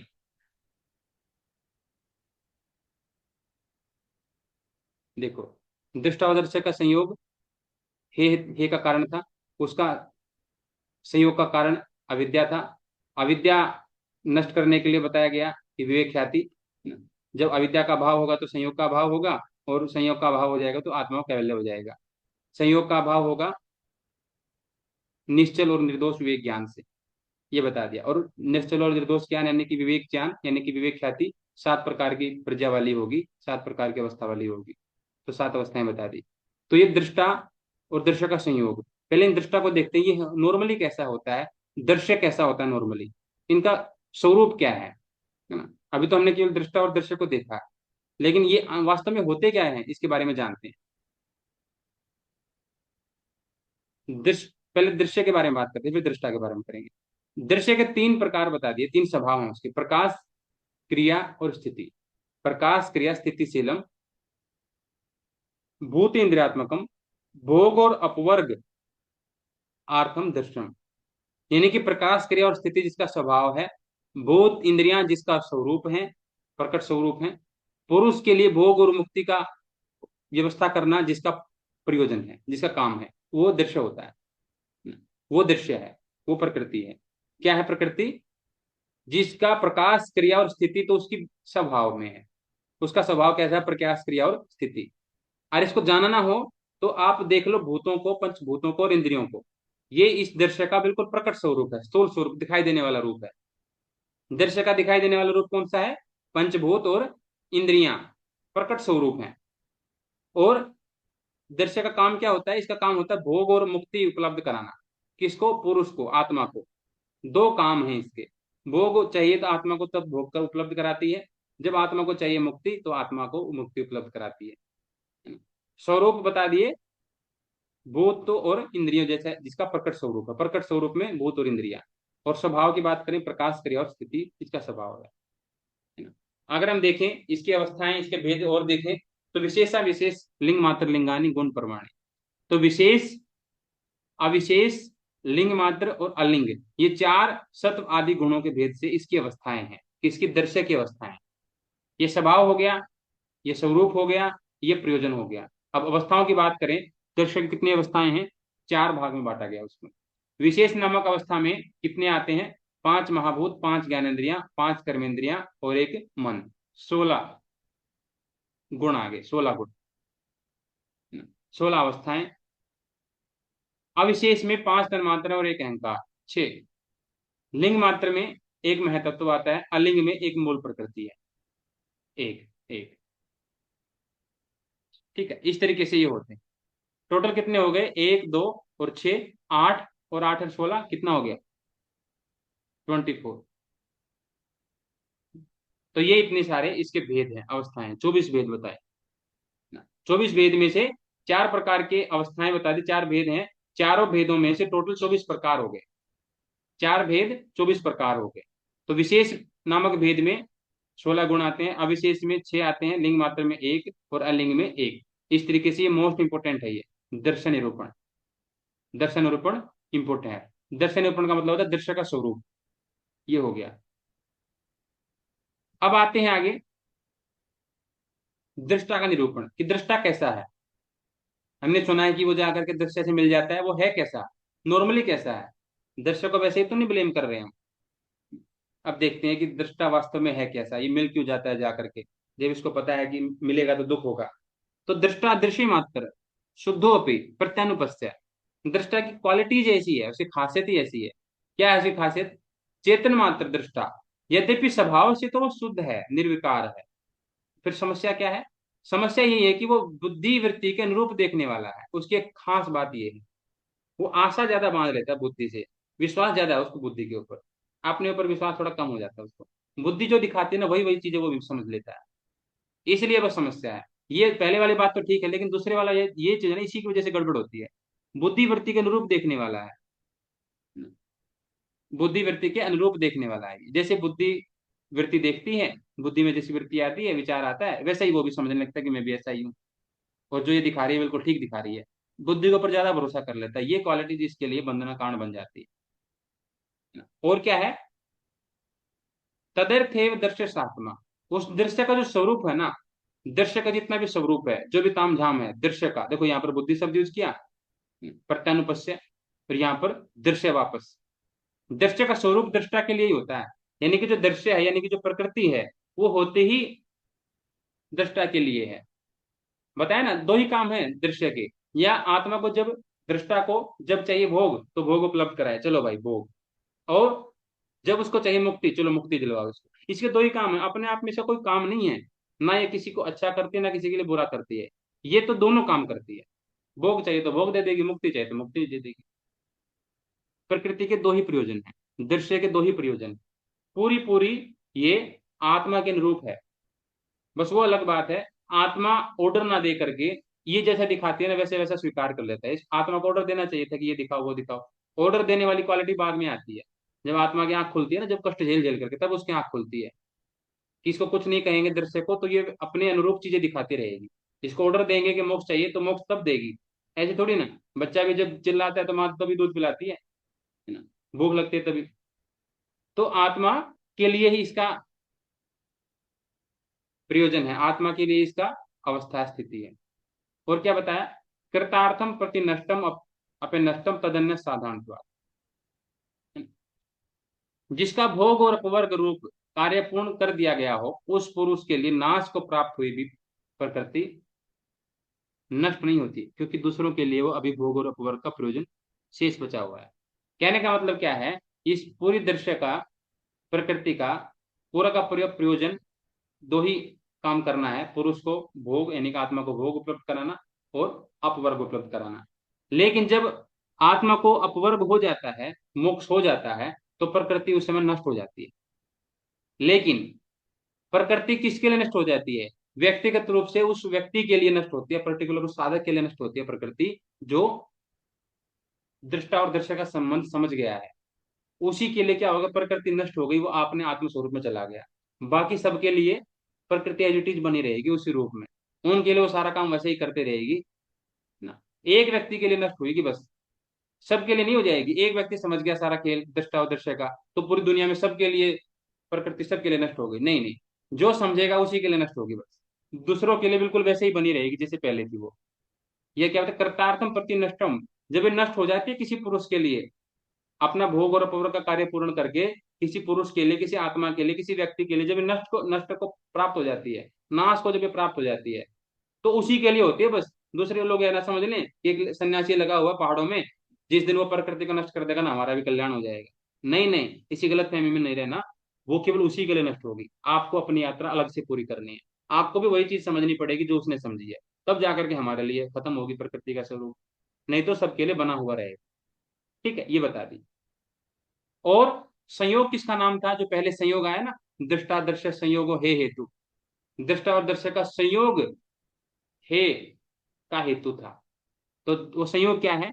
संयोग का मतलब है स्व शक्ति प्रकृति और स्वामी शक्ति पुरुष। स्व शक्ति और स्वामी शक्ति शब्द यूज कर दिया। इन दोनों के स्वरूप की प्राप्ति का जो कारण है वो संयोग है। कहने का मतलब, संयोग का मतलब क्या है, वापस थोड़ा पीछे लेके चलता हूं, आपको समझ में आएगा। देखो, यहाँ पर क्या यूज किया था हमने, दृष्टा और दृश्य का संयोग, है ना, आपस में ये मिली हुई है, इसलिए दुख है। दृष्टा और दृश्य का संयोग दुख का कारण है। ये संयोग क्या है? संयोग का मतलब ये है कि दृष्टा दृश्य के साथ पूरी तरह से घुल मिल गया है, दृश्य दृष्टा के साथ घुल मिल गया है, दोनों का बहुत अच्छी प्रकार से योग हो रखा है। समयोग, समयोग, सम योग, बहुत अच्छी प्रकार से बिल्कुल बैलेंस होकर के। ना तो 1% दृश्य ज्यादा है, ना 1% दृष्टा ज्यादा है, दोनों 50-50। अर्धनारीश्वर स्वरूप में ये बिल्कुल उस समय तो ये दोनों पूरी अच्छी प्रकार से मिले हुए हैं। दृष्टा और दर्शक का समयोग, यानी कि दृष्टा और दर्शक का मैं केवल योग कह देता तो बात नहीं बनती, जैसे दूध में पानी मिला दिया, दोनों मिल गए। लेकिन नहीं, दूध में उतना ही पानी मिला है जितना दूध है, बिल्कुल मिक्स, उतना ही दोनों में बराबर। समयोग पूरी अच्छी तरह से मिल गया, वो है दृष्टा और दर्शक का केवल मिलना नहीं, दृष्टा और दर्शक का अच्छी प्रकार से मिलना, वो है दुख का कारण। केवल मिलना नहीं, अच्छी प्रकार से मिलना बोला है, संयोग बोला है। ठीक है, वो संयोग आगे बता दिया।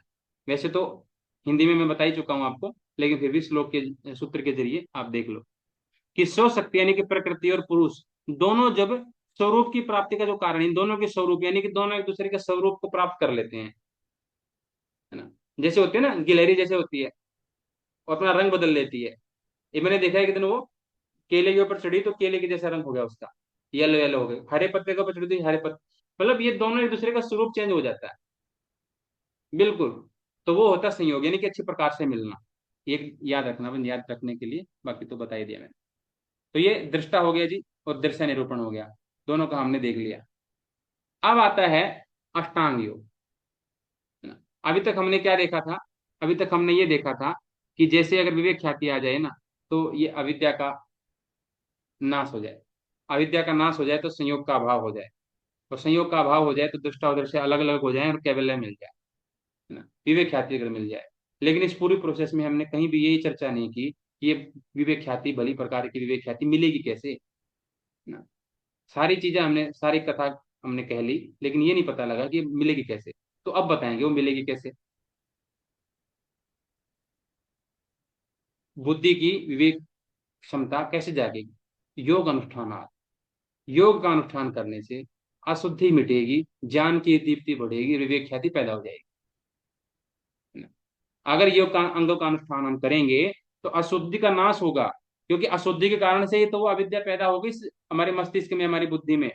पहले अशुद्धि हटानी पड़ेगी, है ना। गंदगी में ही पानी एक जगह खड़ा हो तो मच्छर पैदा होने लगते हैं ना, गंदगी हो तो मच्छर कीड़े मकोड़े पैदा होने लगते हैं, कीट पतंग पैदा हो जाते हैं। तो पहले अशुद्धि का नाश होगा, ज्ञान का प्रकाश होगा ना। और ज्ञान का प्रकाश कितना हो जाएगा, विवेक ख्याति तक, बिल्कुल विवेक ख्याति पैदा हो जाएगी। तब जाकर के विवेक ख्याति पैदा होगी, अशुद्धि का नाश होने के बाद तब जाकर ज्ञान का प्रकाश पड़ेगा।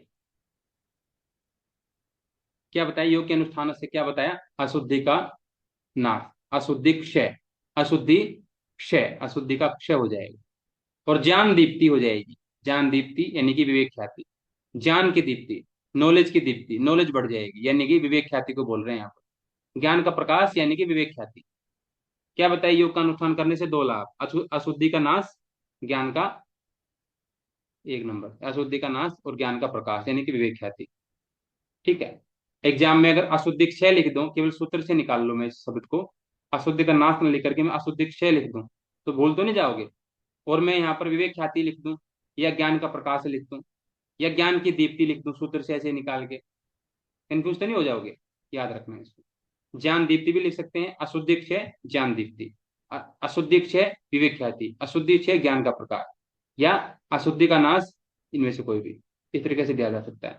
तो योग का अनुष्ठान करने की शर्त लगा दी, कंडीशन लगा दी, तब जाकर विवेक ख्याति पैदा होगी। अब लगो भाई काम पे। यम नियम आसन प्राणायाम प्रत्याहार धारणा ध्यान समाधि अष्टांग। अब योग के अंग कौन से हैं जिनसे अशुद्धि का नाश होगा और ज्ञान का प्रकाश फैलेगा? यम नियम आसन प्राणायाम प्रत्याहार धारणा ध्यान समाधि। अब कोई ये तो नहीं बोल देगा कि अष्टांग योग से कैवल्य होता है। अष्टांग योग से कैवल्य कहाँ होता है भाई, बताना जरा। यहाँ पर ये अशुद्धि का नाश करने के लिए बताया योग के अंगों का अनुष्ठान। अष्टांग योग किस लिए बताया गया है, अशुद्धि का नाश करने के लिए।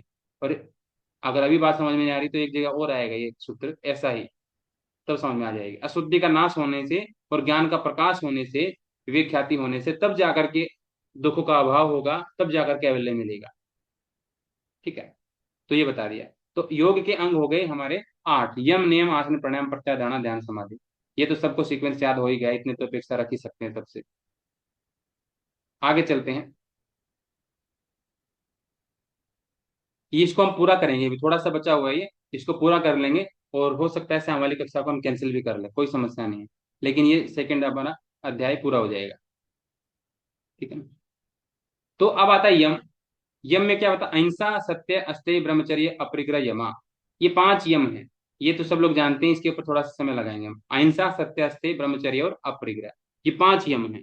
इन 5 यमों को क्या बोल दिया, जाति देश काल और नियम। असल में 8 अंग बताए हैं योग के, ध्यान रखना नमिता जी। जागते रहो सब लोग, अक्षय, हाँ, जागते रहो। ये 5 यम बता दिए, अहिंसा सत्य अस्तेय ब्रह्मचर्य और अपरिग्रह यम, सीक्वेंस याद रखनी है। ये यम किस लिए बता दिए, दूसरों के लिए बताए, दूसरों के लिए। नियम किसके लिए बताए, साधक को खुद अपने लिए। नियम किसके लिए पालन करना है, साधक को खुद अपने लिए। और यम किसके लिए पालन करना है, दूसरों के लिए, है ना। क्योंकि जब योग करते हैं ना, तो हमारे भीतर अलग अलग प्रकार की विभूतियां आएंगी, अलग अलग प्रकार की शक्तियां पैदा हो जाएंगी। अगर हमारे मन में हिंसा का भाव होगा, है ना, पहले से ही गुस्सैल स्वभाव के होंगे, दूसरों के लिए हानि पहुंचा देंगे कि नहीं पहुंचा देंगे, झूठ बोलते होंगे, है ना। तो योग करने के बाद क्या होता है, जो भी मुंह से निकलता है ना वो सच हो जाता है। चाहे हम झूठ ही बोलते हों, लेकिन वो बात हो जाएगी, वो पूरी हो जाएगी। तो गड़बड़ हो जाएगी ना, ऐसी बातें पहले ही आदत हमारी ठीक कर लो, है ना? आदत अपनी ठीक कर लो कि वाणी से हमेशा सदवाक्य ही निकले, सत्य वचन निकले। झूठ निकलेगा, प्रकृति को फॉलो तो करना ही पड़ेगा, क्योंकि आपने विशेष सामर्थ्य अर्जित कर लिया है। अब प्रकृति के विधान को भी आप बाईपास कर दिए हो, है ना? प्रकृति को मानना पड़ेगा जो योगी बोलेगा। इसलिए पहले से ही जरूरत है कि भाई तुम सत्य बोलना आदत अपना लो अपनी, सत्य बोलने वाली, बाद में कोई गड़बड़ ना हो जाए। अस्ते, चोरी करने के स्वभाव को मिटाना पड़ेगा। ब्रह्मचर्य के भाव में प्रतिष्ठित होना पड़ेगा। अपरिग्रह, आवश्यकता से अधिक वस्तुओं का संग्रह नहीं करना है। ये दूसरों को लाभ पहुंचाएंगे। डायरेक्ट लाभ किसको मिलेगा, दूसरों को, यानी कि समाज को। महर्षि पतंजलि ने क्या कर दिया, पहले दूसरों को निश्चिंत कर दिया कि भाई हमने योगी को बता रखा है सबसे पहले इन नियमों का पालन करे, इन नियमों का पालन करे। पहले बताया तुम चिंता मत करो। समाज के लोग घबराने लगते हैं ना, कोई योगी महात्मा संत बनता है तो ये कल को हमें आगे प्रवचन देगा, फिर हमसे सहन नहीं होगा, इसलिए तू यहीं रह, कहीं मत जा। तो अहिंसा सत्य अस्तेय ब्रह्मचर्य और अपरिग्रह, 5 यम बताए। ये किसके लिए बताया? दूसरों के लिए। दूसरों के लिए मतलब दूसरों के में कोई भी जाति का हो, चाहे मनुष्य जाति हो, चाहे पशु जाति हो, चाहे पक्षी जाति हो, कोई भी जाति का हो, किसी के प्रति अहिंसा, सत्य, अस्तेय, ब्रह्मचर्य, परिग्रह, सबके प्रति ही रखना ये भाव। कोई भी स्थान हो जाए, ऐसा मत बोलो कि मैं अपने घर में किसी को नहीं मारता, घर के बाद छोड़ता नहीं, या दूसरे के इलाके में नहीं मारता, मेरे इलाके में आओगे तो छोड़ूंगा नहीं। कोई भी स्थान हो, सब जगह पर यही भाव रखने। कोई भी समय हो, है ना, सब जगह। जाति देश काल, है ना, जाति देश काल समय, समय आना चाहिए था। समय, समय, कोई भी समय हो, सुबह दोपहर शाम। काल मतलब आप इनको ऋतुओं से समझ सकते हो, ऋतुओं से, है ना। तो समय मतलब सुबह दोपहर शाम से समझ सकते हो। इनकी सीमा से बंधा हुआ नहीं है ये, है ना। जाति देश काल और समय अविच्छिन्ना सार्वभौमा, सार्वभौम यानी कि सब पृथ्वी पर सार्वभौमिक रूप से लागू होंगे ये। ऐसा नहीं है योगी को कि भारत में तो पालन करेगा लेकिन इंग्लैंड में जाके इन चीजों का पालन नहीं करेगा। नहीं नहीं, अहिंसा, सत्य, अस्तेय, ब्रह्मचर्य, अपरिग्रह, कहीं भी चले जाओ धरती पे, सार्वभौमिक महाव्रत है ये महाव्रत है। इनको हर जगह पालन करना है, चाहे कोई भी जाति हो, हर किसी जाति के प्रति। इंसानों के साथ दुर्व्यवहार करेंगे नहीं, लेकिन पशुओं के साथ करेंगे, वो भी गलत हो जाएगा, है ना। हाँ, इंसान उनको पशुओं को मारेंगे तो समस्या पैदा हो जाएगी ना। तो जाति हो, देश हो, काल हो, या कोई समय हो, सबको सार्वभौमिक रूप से इसका पालन करना, इनको महाव्रत बोला गया। आगे देखते हैं इनके पालन करने से क्या क्या चीजें होती हैं। अगर आप अहिंसा के भाव को प्रतिष्ठित हो जाते हैं ना, है ना, अहिंसा प्रतिष्ठायाम तत्सनिधो व्यर्त्यागे, थोड़ा सा गलत लिखा हुआ है यहाँ पे, ठीक है। यहाँ पे अहिंसा आएगा, ठीक है। अहिंसा, तो सब प्राणी वैर का त्याग कर देते हैं। उसके बॉडी से इतनी जबरदस्त वाइब निकलती है, वाइब्रेशन, वाइब्स निकलती हैं कि जैसे महात्मा बुद्ध के पास में ऐसा बोलते हैं कि जहाँ उनका आभा मंडल था ना, तो शेर और बकरी इकट्ठे बैठते थे शांत होकर के। शेर या गाय, या शेर या बकरी ऐसे बोलते हैं, क्योंकि उनका शरीर से परमाणु ऐसे निकलते थे अहिंसा वाले, कि हिंसक प्राणी भी अपना हिंसा छोड़ देते थे, और शेर और बकरी, शेर और गाय एक साथ बैठते थे उनके प्रभाव में आने के बाद। तो अहिंसा का भाव जो व्यक्ति के बिल्कुल नस नस में चला जाएगा ना, नस नस में चला जाएगा, तो प्राणी वैर का त्याग कर देती। जो योगी के निकट में रहती है ना, वहां हर जगह शांति शांति रहेगी। इसलिए तो बोलते हैं योगी हमारे गांव में आ गया, है ना। ऐसे ही तो बोलते हैं, क्योंकि कुछ ना कुछ लाभ होता है, तभी तो गांव वाले कृत्य कृत्य हो जाते हैं ना, हमारे गांव में आपने दर्शन दिए, हमारे घर आए आप, ये हो गया वो हो गया। क्योंकि जहां वो जाता है, वो व्यक्ति अहिंसा के भाव में प्रतिष्ठित है, तो वैसे ही परमाणु घर में फैलेंगे। सत्य वाला आएगा तो सत्य के परमाणु फैलेंगे। क्या बताया? सत्य प्रतिष्ठायाम क्रिया फलाश्रयत्वम। सत्य को व्यक्ति की स्थिति अगर दृढ़ हो गई, तो क्रिया के फल में आश्रय हो जाएगा, क्रिया का फल उसके आश्रय में हो जाएगा। अभी क्रिया का फल हमारे आश्रित नहीं है। हम आप जो बोलते हैं वो हमारे कंट्रोल में है क्या? वैसा हो जाए। मैं तो चाहता हूँ कि सबको जेआरएफ मिल जाए, दो दो मिल जाए सबको, हो जाएगा क्या? नहीं होगा। क्रिया का फल हमारे अधीन नहीं है अभी। लेकिन जब सत्य का पालन करते चले जाएं, करते चले जाएंगे, तो जो हम बोलेंगे ना, वो हो जाएगा। क्रिया का फल हमारे अधीन हो जाएगा, हमारे आश्रित हो जाएगा। बस हमारे बोलने भर की देर है कि क्रिया का फल आपके सामने उपस्थित, सत्य का पालन करने से। और अस्थेय प्रतिष्ठायाम तत् सर्वरत्नोपस्थानम। अगर चोरी करने का भाव बिल्कुल हट गया, शरीर, मन और वाणी, किसी माध्यम से चोरी का भाव मन में भी नहीं आता है, तो सारे रत्न दुनिया भर के सब कुछ आप योगी के सामने सब प्रकार के रत्न प्रकट हो जाते हैं, है ना। त्याग से मिलता है, त्याग से। संसार को एक चीज समझ में आती है कि पाने से मिलता है, लेकिन अध्यात्म में क्या होता है? त्यागने से मिलता है। वो मिलता है कि नहीं मिलता है ना। अब महात्मा बुद्ध सब कुछ छोड़ करके आ गए, अपना राजमहल सब कुछ, दास दास है, सब कुछ छोड़ करके आ गए। और जब छोड़ करके आ गई सारी दुनिया, बड़े से बड़े राजा के राजा उसको सब कुछ देने के लिए तैयार, महात्मा बुद्ध को, कि मेरा राज्य ले ले, ये ले ले, वो ले ले, सब कुछ, है ना। नचिकेता ने त्यागा, अपना घर बार छोड़ करके यमलोकपुरी में पहुंच गए, त्याग करके। अपने पिता, उसके पिता राजा थे, चक्रवर्ती सम्राट थे, छोड़ करके चले गए। सारे बोला हजारों साल तक जी ले, तेरे बच्चे भी जिए, तेरे पोते भी जिए, घोड़े ले जा, हाथी ले जा, सब कुछ मिले कि नहीं मिले? त्यागने से सब मिल जाता है। तो चोरी का अभाव की दृढ़ स्थिति हो जाने पर सब प्रकार के रत्न उपस्थित हो जाते हैं। अक्षय ब्रह्मचर्य प्रतिष्ठायाम वीर्य लाभ। जो ब्रह्मचर्य के भाव में प्रतिष्ठित हो जाता है व्यक्ति, केवल ऐसे शारीरिक ब्रह्मचर्य नहीं, एक एक नस नस में ब्रह्म का भाव, है ना। एक एक नस नस में, एक एक वाणी में, हर एक व्यवहार में ब्रह्मचर्य, ब्रह्म के जैसा आचरण। ब्रह्मचर्य का मतलब होता है ब्रह्म के जैसा आचरण। जैसे ब्रह्मा जी किसी के साथ भेदभाव करते हैं क्या? अभी भी संसार में कितने दुष्ट लोग हैं, सब जी रहे हैं ना, अपनी आयु पूरी कर रहे हैं ना। ऐसा तो नहीं ब्रह्मा जी ने क्या कर दिया कि पैदा किया था, मेरी गलती होगी, चल तो अभी निपट, मेरे को नहीं पता तो गलत काम करेगा संसार में आके, तुरंत मार दिया हो किसी को, नहीं। उसने 100 साल उसकी आयु निर्धारित कर रखी, तो पूरी आयु होगी तब मरेगा व्यक्ति, चाहे दुष्ट हो चाहे महात्मा हो, कोई भी हो। उसको कोई नहीं, उसको क्या है, उसने खेल बना रखा, अपना पूरा नियम बना रखा उसने, कि तेरा जिंदगी का हिसाब होगा, बाद में होगा, तेरे को अपने कर्म का फल भोगना है ना, तू भोगेगा। तो अभी तुरंत नहीं कि तुरंत मार दे उसको, भाई चलो तू बुरा काम कर रहा है। लेकिन जब सारे अच्छे अच्छे आदमी आते हैं दुनिया में, तो फिर खेल कैसे होता है? खेल का तो मतलब यही होता है ना, एक मूवी, एक खेल चल, नाटक चल रहा है, उसमें अच्छे लोग भी हैं, बुरे लोग भी, तभी तो उसमें कहानी में रस आता है। ये तो सब अच्छे हो जाएंगे तो फिर क्या हो जाएगा, कुछ मतलब ही नहीं रह जाएगा, दुनिया नाटक बनेगी ही नहीं फिर।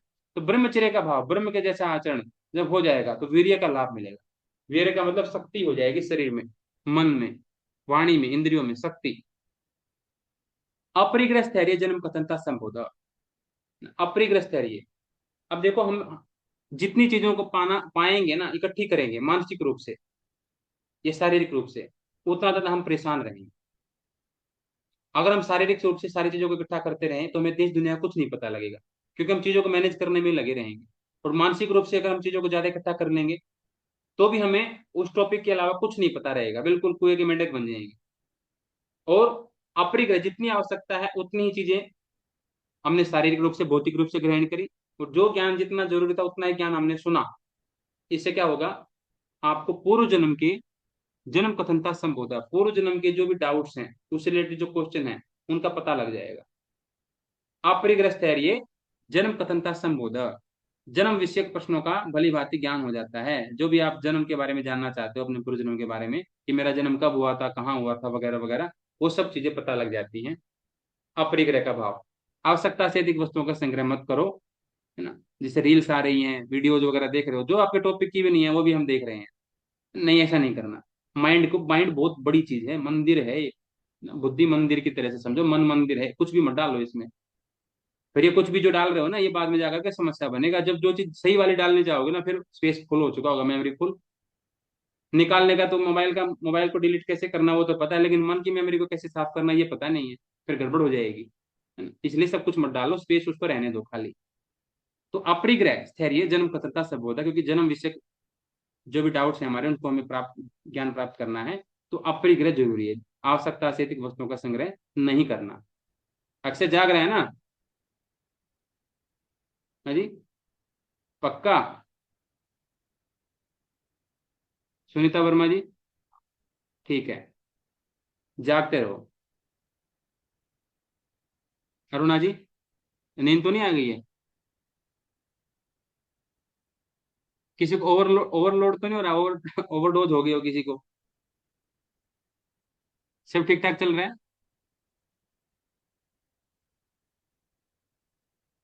ओके जी, ठीक है। बस यही है, पता लगे ये दूसरे तरीके से मेमोरी फुल हो रही है तो मैं ही मेमोरी फुल कर दूं आपकी, है ना। ऐसे नहीं होना चाहिए। ठीक है, पूनम जी आपने कह दिया तो बस हो गया। तो कविता जी ठीक है, ओके। तो ऐसे ठीक है हमारा, तो ये हमारा यम इस तरीके से हो गया। अब देखते हैं नियम। नियम क्या है? शौच संतोष तप स्वाध्याय ईश्वर प्रणिधानानि नियम, सीक्वेंस सही रहेगी। शौच संतोष तप स्वाध्याय ईश्वर प्रणिधानानि, ठीक है अरुणा जी, बस यही चाहिए, है ना। और ईश्वर प्रणिधान, शौच संतोष तप स्वाध्याय ईश्वर प्रणिधान, ये 5 नियम है, ये पालन करने अपने लिए, इनको इनका डायरेक्ट इफेक्ट पड़ेगा अपने ऊपर। यम का भी पढ़ने वाला था, लेकिन यम का हमारे से ज्यादा दूसरे लाभ उठाएंगे। दूसरे लोगों को लगेगा कि उस व्यक्ति के सन्यासी बनने से, साधक बनने से समाज को ज्यादा लाभ हुआ, है ना। समाज की नजर में उसको लाभ समझेंगे समाज के लोग, जब यम का पालन हम करेंगे। और हालांकि लाभ तो हमें भी मिल रहा है यम का पालन करने से, और नियम का पालन करने से भी हमें लाभ मिल रहा है, लेकिन समाज के लोगों को डायरेक्ट इफेक्ट नहीं पड़ रहा। हम साफ सुथरे रहें, हम संतोषी रहें, हम तप करें, हम स्वाध्याय करें, दूसरों को क्या लाभ मिलने वाला है इससे? उस दूसरों को थोड़ी मिलने वाला है, और ना कोई दूसरा कहेगा, है ना। समाज वाले लोग ये जरूर कहेंगे, भाई तू कुछ भी कर, लेकिन समाज में ना आंख पैर नहीं उठाना, मारना नहीं किसी को, नहीं तो फिर तेरी साधना वही निकाल देंगे हम। शोध संतोष तप स्वाध्याय ईश्वर प्रणिधानानि नियमा, शोध संतोष तप स्वाध्याय ईश्वर प्रणिधानानि नियमा, ये 5 नियम होते हैं। अब इनको देख लेते हैं ये क्या क्या है। देखो, शौच, अंदर और बाहर की शुद्धि, शरीर के अंदर अंतःकरण, मन, और बाहर की शुद्धि। शौचात स्वांग जुगुप्सा परे संसर्ग। जैसे हम इस शरीर को, अब देखो शरीर का आकर्षण बहुत बढ़ रहा है आज के समय पर, शरीर का आकर्षण भयंकर है। लड़कों में भी लड़कियों में भी पता नहीं क्या ऐसा धुआंधार, मतलब एक लिमिट से ज्यादा, क्योंकि वो शरीर से को सही तरीके से साफ नहीं करते ना, इसलिए आकर्षण है। ऋषि क्या कह रहे हैं कि अगर हम शौचा स्वांग जुगुप्सा, जुगुप्सा मतलब अविश्या, आकर्षण, अगर हम अपने शरीर के अंगों को रोज साफ करें ना, तो परिसंसर्ग, अपने शरीर को छोड़ो, अपना शरीर से तो होगा ही वैराग्य, दूसरों के संसर्ग से भी वैराग्य हो जाएगा। दूसरे के शरीर को भी संसर्ग करने की, संपर्क करने की इच्छा नहीं रहेगी, सोच का पालन करने से। सोच, अगर शरीर को सही तरीके से हम शुद्धि रखते हैं तो। सोचा स्वांग जुगुप्सा परे संसर्ग, अपने अंगों में और दूसरे के शरीर से, अपने शरीर के अंगों से दूसरे के शरीर के अंगों से भी हमें क्या हो जाएगा, वैराग्य का भाव आ जाएगा। अब ढंग से तो नहाते नहीं है ना, ऊपर से लिपा पोती चलती रहती है, ड्राई क्लीन किया और चलो भाई, चल मेरे भाई, ऊपर जींस पहन लिया, वो पहन लिया। जींस पहनने से या कुछ पहनने से शरीर तो अंदर वैसा ही है ना, वो थोड़ी बदल गया है। तो सोचा स्वांग जुगुप्सा परे संसर्ग। सत्व शुद्धि सो मन से एकांद्रिय जय आत्मदर्शन योग तत्वानी च। अगर शारीरिक शुद्धि कर लिया आपने, बाहरी शुद्धि कर ली, तो ये लाभ हो जाएगा, अपने अंगों से वैराग्य, दूसरे के शरीर के प्रति आकर्षण का अभाव। लेकिन अगर मन को शुद्धि कर लिया तो आपने क्या होगा, अंतःकरण की शुद्धि कर लिया आपने, तो क्या होगा, मन आपका प्रसन्न हो जाएगा। गंदगी में उसको भी मन नहीं, अच्छा नहीं लगता उसको भी गंदगी में, ठीक है, रह लेता है वो, लेकिन अच्छा उसको भी नहीं लगता। मन तब प्रसन्न हो जाएगा जब उसकी सफाई करोगे आप, बिल्कुल मजा आ जाएगा उसको भी, एकाग्रता आ जाएगी आपकी, है ना? आपको मन में से आप गार्बेज हटा दोगे, सारा कूड़ा कचरा हटा दोगे। अभी कहीं पर ध्यान इधर चला जाता है, अभी कमरे में ज्यादा सामान रखा हो, है ना, ज्यादा सामान रखा हो, तो बार बार ध्यान वहां जाएगा, उसको उठा लो, उसको उठा लो, उसको उठा लो। स्टडी रूम इसलिए तो बनाते हैं हम, ड्राइंग रूम घर में, स्टडी रूम, जहाँ बस पढ़ाई के रिलेटेड चीजें दिखे, बाकी चीजें दिखे ही नहीं। तो ऐसे ही मन में भी वही चीजें रहें जो हमारे अनुकूल है, बाकी सब चीजें हटा दो। अंतःकरण की शुद्धि होने से मन की प्रसन्नता हो जाएगी, मन खुश हो जाएगा, हाँ अब माहौल बना वहां साधना करने का, आंतरिक रूप से। और एकाग्रता आएगी तब, क्योंकि बाकी चीजें है ही नहीं, बाकी चीजों को हमने मन से हटा दिया। नहीं तो ईयरफोन, आपका मोबाइल, आईफोन वगैरह वगैरह चीजें दिखती हैं। इंद्रियों का वश में होना, इंद्रिया वश में हो जाएंगी, और आत्म साक्षात्कार, अब एक योग्यता, कैपेबिलिटी आ जाएगी आत्म साक्षात करने की, आत्म साक्षात्कार करने की योग्यता अब आ जाएगी। कब, जब अंतःकरण शुद्ध होगा, उससे पहले तो दिखाई देगा ही नहीं कुछ भी। तो ये सारी चीजें हो जाएंगी। फिर आता है संतोषात अनुत्तम सुख लाभ। संतोष से तो सर्वोत्तम सुख मिलता है, सर्वोत्तम सुख, है ना? किसी भी चीज से नहीं मिलता जो सुख, वो सर्वोत्तम सुख संतोष से मिलता है। वो एक आता है ना गाना, काफी चलता है वो, निर्धन कहे धनवान सुखी, धनवान कहे सुख राजा को भारी, राजा को सुख ज्यादा है। राजा कहे चक्रवर्ती सुखी, एक देश का राजा है, वो बोलता है कि मैं कहाँ सुखी। चक्रवर्ती सम्राट जो कई देशों का राजा है, वो ज्यादा सुखी। चक्रवर्ती सम्राट कहता है कि मैं कहाँ, इंद्र जो सुखी, है ना, इंद्र बोलता है कि मैं कहाँ सुखी। इन सुख तो ब्रह्मा जी को ज्यादा है मेरे से, क्योंकि वो सारी सृष्टि को चलाते हैं, सारा कंट्रोल उनके हाथ में। ब्रह्मा जी कहते हैं मैं कहाँ सुखी, सुख तो राम जी को ज्यादा है। वो कहते हैं तो हम जैसे चलते हैं, वो कहते हैं सृष्टि उत्पन्न करनी हम कर देते हैं, मतलब राम मतलब ईश्वर। ईश्वर कहता है कि मैं कहाँ सुखी, सुखी तो सन्यासी है ना, जो सब कुछ त्याग देता है, मेरे पास सब कुछ है तब सुख है। लेकिन सुख तो असली तब है ना जब कुछ भी नहीं है तो भी सुख है। तो सन्यासी को कुछ भी नहीं होता, सन्यासी के पास सब कुछ त्याग देता है तो भी सुखी है। और सन्यासी बोलता है मैं कहाँ सुखी, मेरे भीतर संतोष आएगा तभी सुखी होऊंगा, है ना? ये अभी तो संतोष का भाव आया नहीं, तो संतोष में सर्वोत्तम सुख होता है। संतोषात अन्यतम सुख लाभ। आगे है तप, काय इंद्रिय सिद्धि, अक्षुद्धि क्षय तप से। तप के प्रभाव से जब हमारे शरीर, है ना, और इंद्रियों का, जब अशुद्धि का नाश होता है तप के प्रभाव से, तो शरीर और इंद्रियों का क्या हो जाता है, कि शरीर और इंद्रियों की शुद्ध सिद्धि हो जाती है। शरीर बिल्कुल सदा हुआ हो जाता है हमारा, इंद्रिया बिल्कुल सदी हुई हो जाती है। जब तप के प्रभाव से अशुद्धि का नाश होगा, तप से, तो क्या हो जाएगा, शरीर बलवान बन जाएगा, विशेष सामर्थ्य, इंद्रियां विशेष सामर्थ्य वाले बन जाएंगे, सिद्धि हो जाएगी, शरीर की सिद्धि और इंद्रियों की सिद्धि हो जाएगी। इंद्रियों की सिद्धि और शरीर की सिद्धि का मतलब क्या है? शरीर को अपने कंट्रोल में, इंद्रियां अपने कंट्रोल में, किसके प्रभाव से? तप के प्रभाव से। आप सोचो, तप का मतलब क्या है? सर्दी गर्मी को सहन करना। सर्दी गर्मी सहन कर लिया आपने, तो अपना इसका मतलब क्या हुआ? सहन किसने करी? अंदर कोई बैठा हुआ है, उसने सहन करी ना, शरीर के माध्यम से। तो शरीर भी तो मजबूत बन गया ना। शरीर आपको सपोर्ट करेगा अब, शरीर विचलित नहीं होगा। चाहे आप गर्मी में ले जाओ इसको, चाहे सर्दी में ले जाओ, शरीर आपको सपोर्ट करेगा। शरीर को आपने साध लिया, यानी कि शरीर को अपना बना लिया, अपने काबू में कर लिया। पहले क्या था? अरे गर्मी लग गई, गर्मी लग गई, शरीर को गर्मी लग गई, पंखा चलाओ, एसी चलाओ। और बाद में आपने क्या कर दिया? अरे शरीर चुप हो जा, मैं कह रहा हूँ, मैं आत्मा हूं, मैं कह रहा हूँ कि यहीं बैठना तो यहीं बैठ चुपचाप, ज्यादा खुरापात मत कर। बोला गुरुजी पसीना आ रहा है, आने दे, चुप बैठ, थोड़ी देर आएगा फिर चुप हो जा, आराम से। तो शरीर क्या हो? कंट्रोल में हो गया। नहीं तो शरीर अलग भागता है, आत्मा कुछ कहती है, मन कुछ कहता है, इंद्रिया कुछ कहती है। फिर इंद्रिया भी अपने कंट्रोल में आ गई, है ना, इंद्रियां भी कंट्रोल में आ जाती, शरीर और इंद्रिया सिद्ध हो जाती है, यानी कि कंट्रोल में आ जाती हैं तप के प्रभाव से। तप के प्रभाव से क्या होता है? जब सहन शक्ति होती है ना, सहन करते हैं जितना ज्यादा सहन करते हैं, उतना ज्यादा शरीर बलवान बनता है, उतनी ज्यादा इंद्रियां बलवान बनती है। इंद्रिया कमजोर कब होती है और शरीर कमजोर कब होता है? जब शरीर में पसीना आया, तुरंत पंखा चला दिया, शरीर कमजोर।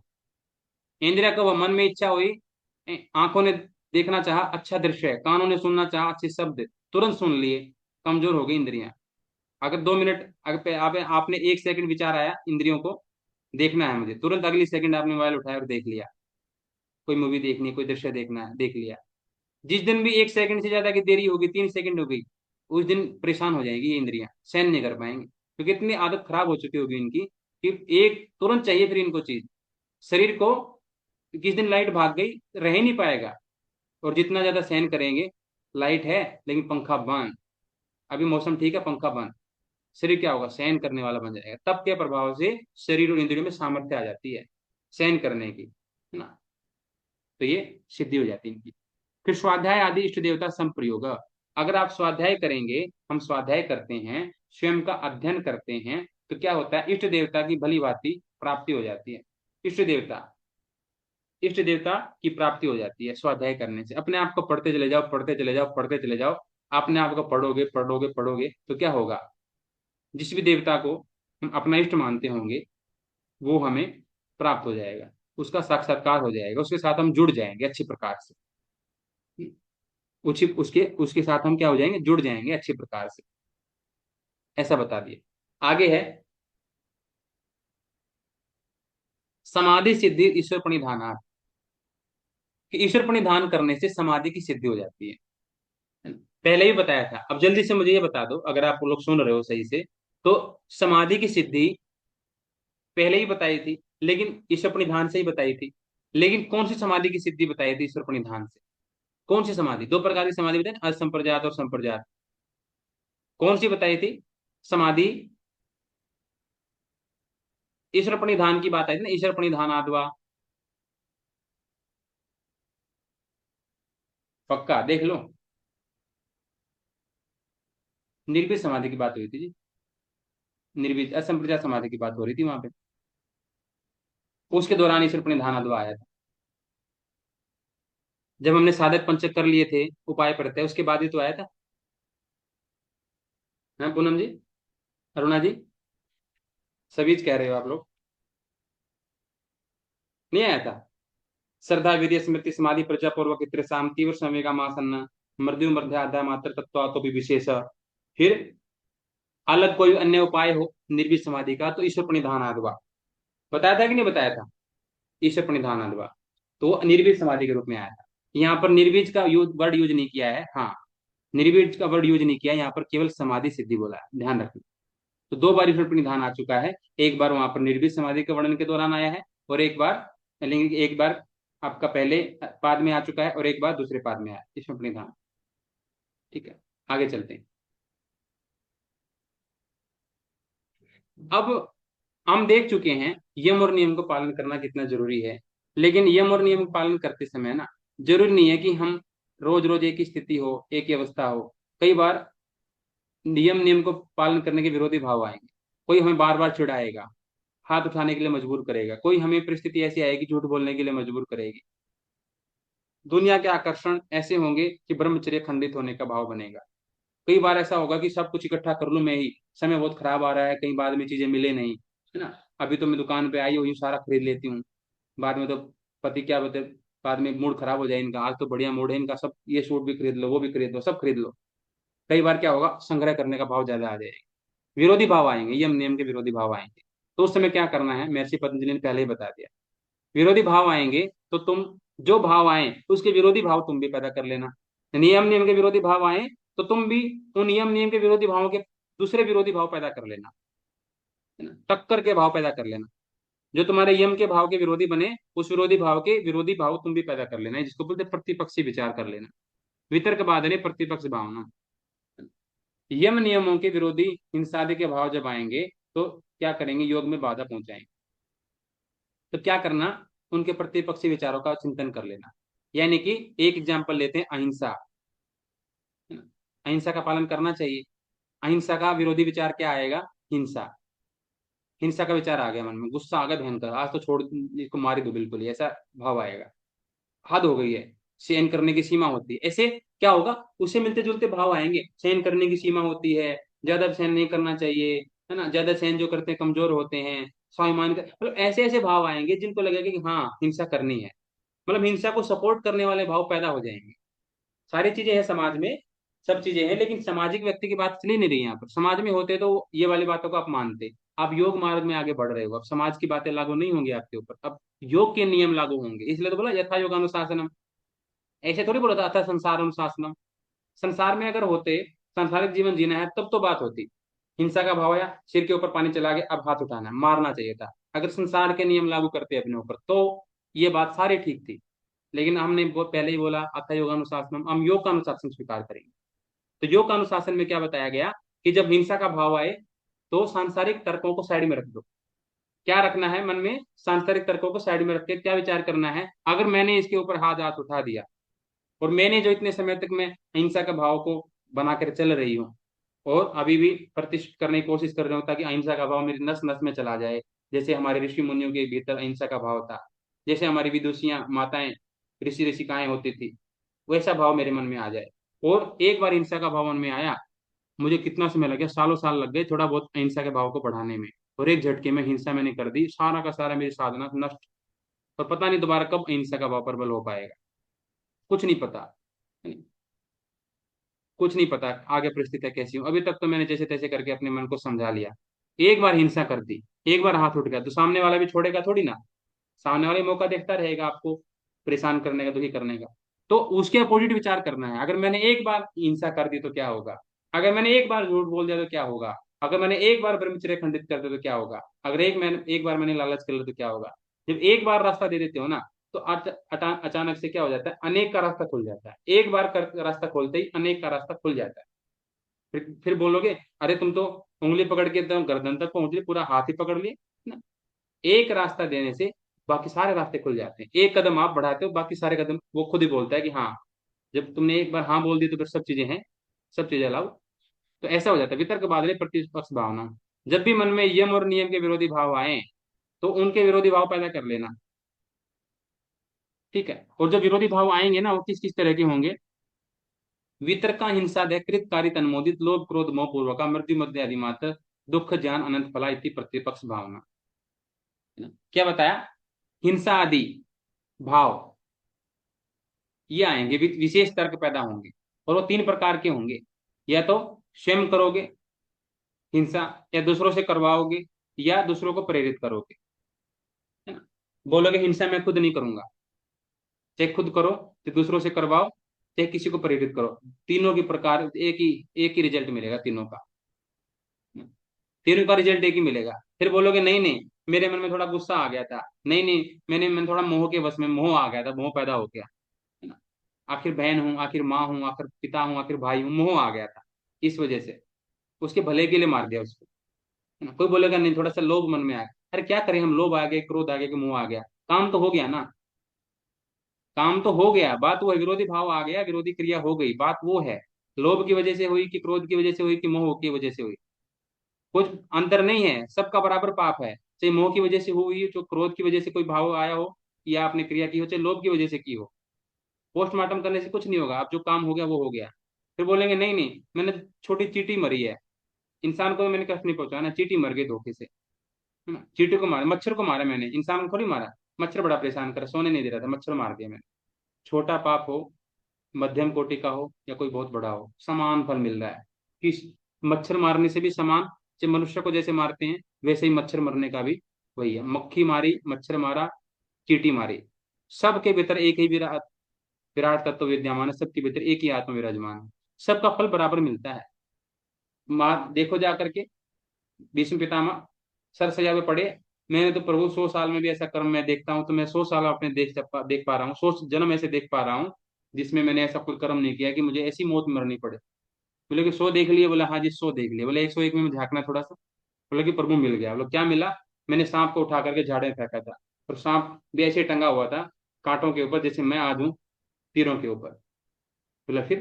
बोला कि गलती हो गई, सांप मारा था ना, इंसान तो नहीं मारा था। सबका बराबर फल होता है।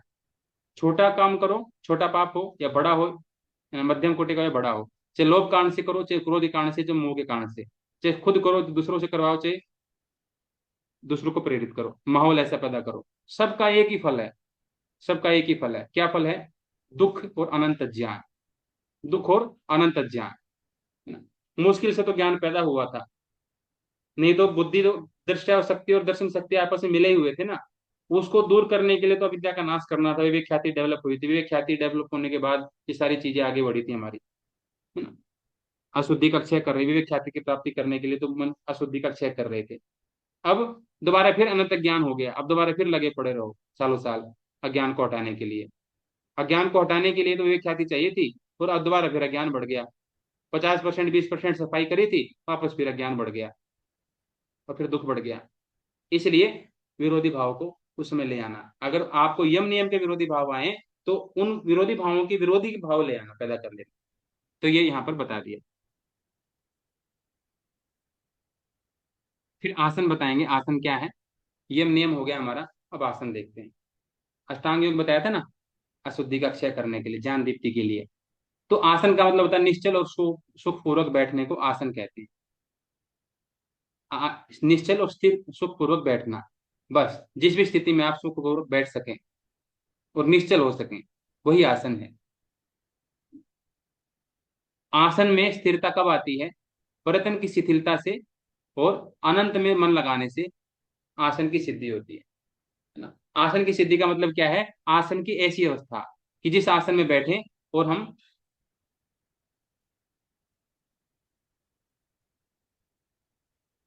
जी बताता हूँ रीना जी, एक बार ये थोड़ा सा बस, छोटे छोटे दो टॉपिक बचे हैं, तीन सॉरी, आसन प्राणायाम प्रत्याहार, बस इसको कवर कर देते हैं 5 मिनट में। स्थिर सुखम आसनम, कि निश्चल और सुख पूर्वक बैठने को आसन कहते हैं। जिस भी स्थिति में आप निश्चल बैठ सको बिना हिले डुले, और आपको अच्छा लगे बैठने में, वही आसन आसन है। और ये ऐसी स्थिति कब आएगी कि आप निश्चल बैठ पाए और सुखपूर्वक बैठ पाए? सामान्यतः आएगी नहीं ऐसी। कब आएगी? जब आप प्रयत्न, आपका प्रयत्न शिथिल हो जाए। आप बैठना चाह चाह रहे हो जब तक आराम से, तब तक आराम से बैठ नहीं पाओगे। प्रयत्न को छोड़ दो, प्रयत्न मत करो कुछ भी। बोलते हैं ना, कमर को सीधा कर दे, बैठ करके बैठो। आपने भी देखा होगा, आप लोग योग वाले स्टूडेंट है सब लोग, क्लास में बोलते हैं कमर गर्दन सीधा करके बैठो, एक आध आएगा इतना छाती को पूरा तान लेगा। अरे भाई निश्चय आराम से बैठना, सीधा कमर करना था भाई, कहाँ है तान के बैठो इतना। प्रयत्न की शिथिलता, प्रयत्न मत करो, शिथिल हो जाओ, अपने आप कमर सीधे रहेगी। तानना जरूरी नहीं है, तानने से तो टेढ़ी हो जाएगी, है ना। जब हम प्रयत्न करेंगे ना, प्रयत्न करने से तो निश्चलता नहीं रहेगी, चंचलता बढ़ेगी, सुख नहीं होगा, दुख पैदा होगा, है ना। प्रयत्न करेंगे तो निश्चलता नहीं रहेगी, सुख भी नहीं रहेगा, प्रयत्न की शिथिलता चाहिए, तब जाकर के निश्चलता आएगी और सुखपूर्वक बैठ पाओगे। प्रयत्न मत करो कुछ भी, शांति से बैठे हो चुपचाप, बिना हिले डुले। खिंचाओ मत शरीर को, ताना मत शरीर को, जबरदस्ती मत करो शरीर के साथ, आराम से बैठ जाओ। कोई शरीर का हिस्सा खिंचाव में ना आया हो, आराम से। और फिर क्या करो, अनंत में ध्यान लगा दो। बार बार शरीर की तरफ ध्यान जाएगा ना, तो बार बार दुख का एहसास होगा कि हाँ पैर में दर्द हो रहा है, पैर सो गया, ये हो गया, वो हो गया, है ना। अभी स्वामी कैलाशानंद गिरी जी महाराज है, श्रावण मास में बैठ कर लगातार जलाभिषेक कर रहे हैं महादेव का, लगातार लगातार, घंटों घंटों लगातार, 6 6 घंटे, 9 9 घंटे कंटिन्यू चल रहा है जलाभिषेक। बाद में उठाते हैं उनको, 3 4 आदमी पकड़ करके उठाते हैं, है ना। एहसास तो पहले भी दर्द का था, लेकिन मुंह से शब्द नहीं निकला। ध्यान परमात्मा में लीन, पता नहीं लग रहा शरीर में क्या कष्ट हो रहा, क्या नहीं हो रहा। क्या हो रहा, एक बार एक संत के साथ देखा, ध्यान साधना में बैठे, और क्या कर रहा, धीरे धीरे वो जो आते हैं ना लोमड़ी होती है, लोमड़ी क्या कर रही है, उनको धीरे धीरे उनके हाथ को खा रही है, आधा हाथ खा चुकी है, और समाधि में बैठा ध्यानी, समाधि में। ऐसी ऐसी कहानियां आती हैं कि अनंत में ध्यान लगा लो तो शरीर को कौन काट रहा है, क्या हो रहा है, कुछ पता नहीं लगता है। तब आती है सुखपूर्वक की स्थिति, तब आती है निश्चलता की स्थिति। ध्यान परमात्मा में, शरीर को यहाँ पर, शरीर यहीं पर है लेकिन ध्यान परमात्मा में है। वो लोमड़ी खा रही है, उनके शरीर को काट रही है ना। इसलिए हमने हड़प्पा की सभ्यता में देखा था ना, वो ऋषि जो बैठे हुए थे, खुदाई में मिले थे, जो ढांचा मिला था योगी का, क्या बैठे ध्यान मुद्रा में है कि नहीं, हड्डियां, शरीर खा लिया होगा किसी ने, चींटियों ने खा लिया कि कीड़ों ने खा लिया, किसी ने भी खा लिया, ऊपर मिट्टी आ गई, हिला डुला है क्या, हाथ भी वहीं के वहीं है कि नहीं।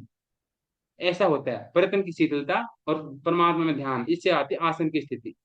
और ऐसी स्थिति आती है तो क्या होता है, तो द्वंद्वान भी खाता। आसन की जब सिद्धि हो जाएगी ना, तो सर्दी गर्मी को सहन करने की स्थिति आ जाएगी। अब बाबा जी को देखो, परम पूज्य स्वामी जी को, महाराज को, आसन बिल्कुल स्थिर है ना। ना सर्दी में कपड़े चेंज होते हैं, ना गर्मी में चेंज होते हैं, सेम कपड़ा।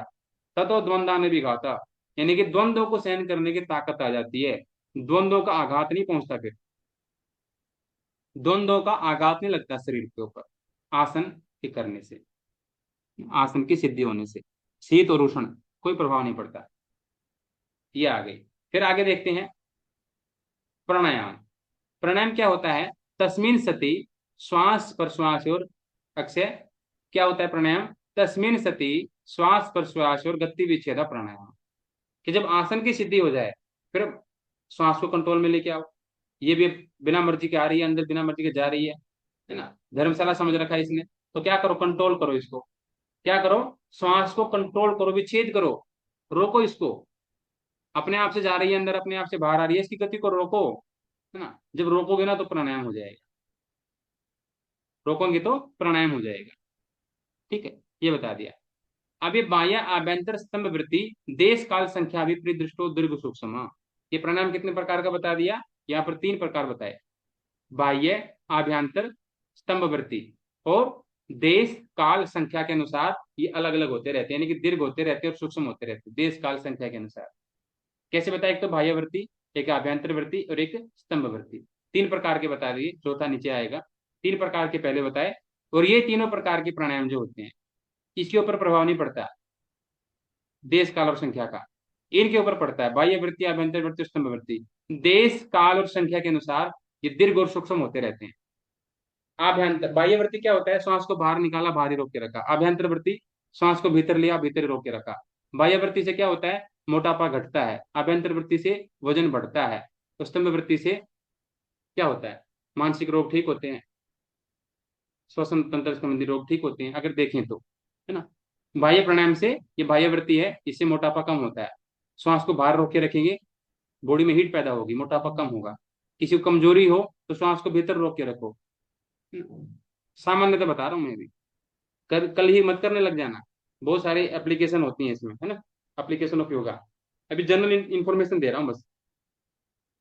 तो ये तीनों प्रकार के प्राणायाम जो होते हैं ना रीना जी, ये देश काल और संख्या के अनुसार दीर्घ और सूक्ष्म होते रहते हैं। ये श्वास को बाहर निकालो, बाहर ही रोक के रखो।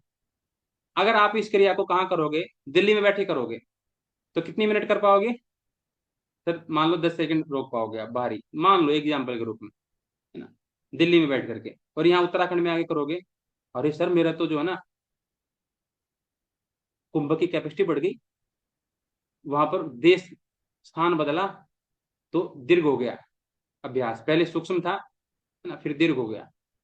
और काल, बोले सर मैंने कई बार नोटिस किया है, जब मैं लेट उठती हूँ ना, अरुणा जी कहेंगे सर मैं जब लेट उठती हूँ ना, 8-9 बजे अभ्यास करती हूँ, तो क्या होता है, उतनी डीप इनहेल नहीं कर पाती मैं। मैंने एक दिन 4 बजे उठी मैं, 4 से 6 बजे के बीच में जब हम प्राणायाम करते हैं ना, तो बहुत आराम से लंबे समय तक होल्ड कर पाते हैं श्वास को। तो काल के कारण से भी ये लंबा छोटा होता है ना, दीर्घ और सूक्ष्म होता रहता है, क्योंकि उस समय पर फाइन पार्टिकल्स होते हैं ऑक्सीजन के, और फिर उसके बाद थोड़े हार्ड पार्टिकल्स हो जाते हैं ऑक्सीजन के। दिन में श्वास ज्यादा लंबा नहीं खींच पाते हैं। वही व्यक्ति है, दिन में कौन सा उसको अस्थमा का बीमारी हो गई, वही व्यक्ति दिन में भी है, 8-9 बजे भी वही व्यक्ति था, वही उसकी हेल्थ की कंडीशन है, 4 से 6 बजे के बीच में भी वही व्यक्ति है, लेकिन इन्वायरमेंट में वो इन्वायरमेंट बदल गया है, ये व्यक्ति तो वही है लेकिन इन्वायरमेंट बदल गया है। ठीक है।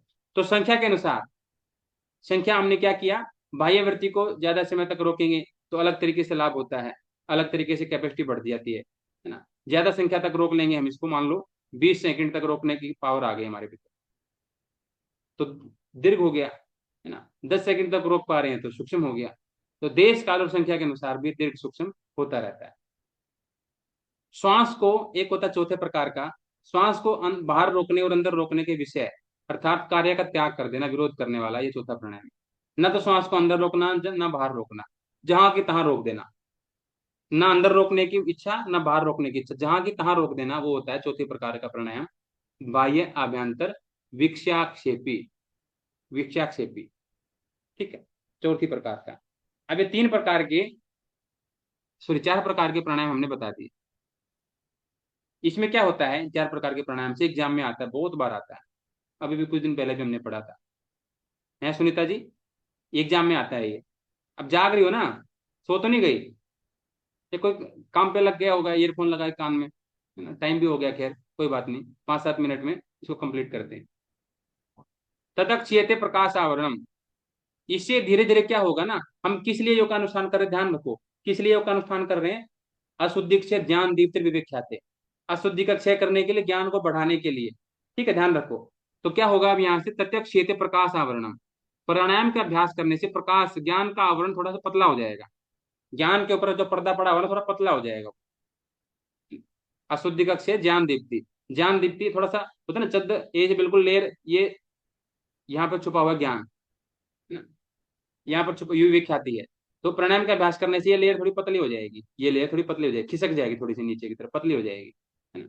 पहुंच गए हम, यम भी कर लिया हमने, आसन वाले यम नियम की सीढ़ी पार कर ली, आसन की कर ली, प्राणायाम की सीढ़ी से क्या होगा, ये थोड़ा पतला हो गया लेयर, है ना। और धीरे धीरे धारणा ध्यान समाधि करेंगे ना, बिल्कुल इसके भीतर प्रवेश कर जाएंगे, सीधा ही संपर्क हो जाएगा विवेक ख्याति से। ठीक है। अभी क्या करेगा, प्रकाश का आवरण क्षीण किया इसने, थोड़ा पतला किया।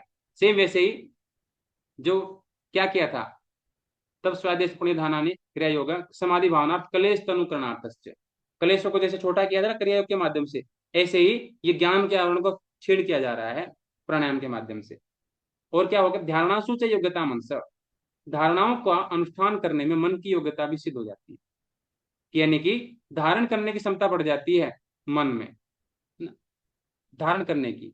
अब मान लो आपने क्या किया, प्रैक्टिस कर रहे हो, बहुत सारी चीजें याद कर रहे हो, मेहनत कर रहे हो, अब आपके मन में याद ही ना रहे कोई चीज, तो फायदा क्या उस चीज का। आप पढ़ लिया आपने, 2-2 घंटे 2.5-2.5 घंटे पढ़ा, लगातार पढ़ लिया, सब कुछ रट लिया आपने, लेकिन टाइम पे याद ही ना आया, तो फायदा क्या उस चीज का फिर। तो मन में धारण करने की योग्यता भी तो होनी चाहिए, कि जो ज्ञान आप पढ़ रहे हो सुन रहे हो वो मन में रुके भी, केवल कान से सुनने से थोड़ी याद रहता है। मनन करोगे, उसके ऊपर चिंतन करोगे, मन में धारणा शक्ति इतनी प्रबल होगी कि जो आपने सुन लिया वो बिल्कुल मन में बैठ जाएगा, तब तो जाकर के वो होगा। तो ये प्राणायाम से होता है, धारणा शक्ति बढ़ जाती है, धारण करने की क्षमता इससे बढ़ जाती है प्राणायाम करने से।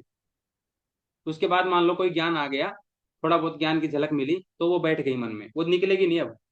ये प्राणायाम का लाभ होता है। तो धीरे धीरे थोड़ा सा ज्ञान मिलता चला जाएगा, तो धीरे धीरे पूरा ही मिल जाएगा। आगे चलते हैं, ये प्राणायाम हो गया। फिर आता है हमारा अंतिम है प्रत्याहार, सब विषयासम प्रयोगे चित्त स्वरूपानुकार इंद्रियाणाम प्रत्याहार। इंद्रियों का, इंद्रियों का, कविता जी सुन रही हो ना, ये बता रहे हैं कि इंद्रियों का अपने विषयों से संबंध रहित होने पर, अपने विषयों से जब उनका संबंध हट जाता है, सारी इंद्रियों का अपने अपने विषयों से संबंध है, और चित्त के स्वरूप में तदाकार सा हो जाना। हाँ ठीक है जी, है ना। जो इंद्रियां है ना, वो चित्त के जैसी हो गई, हमारा आत्मा चित्त के जैसा हो जाता है, जैसा चित्त में विचार आते हैं वैसा आत्मा सोचने लगता है, उसके लिए वो नुकसानदायक है। आत्मा को नहीं सोचना वैसा, बस आत्मा के लिए गड़बड़ हो जाएगा। इंद्रियां चित्त के जैसी हो गई, तो कम से कम थोड़ी सफलता तो मिली।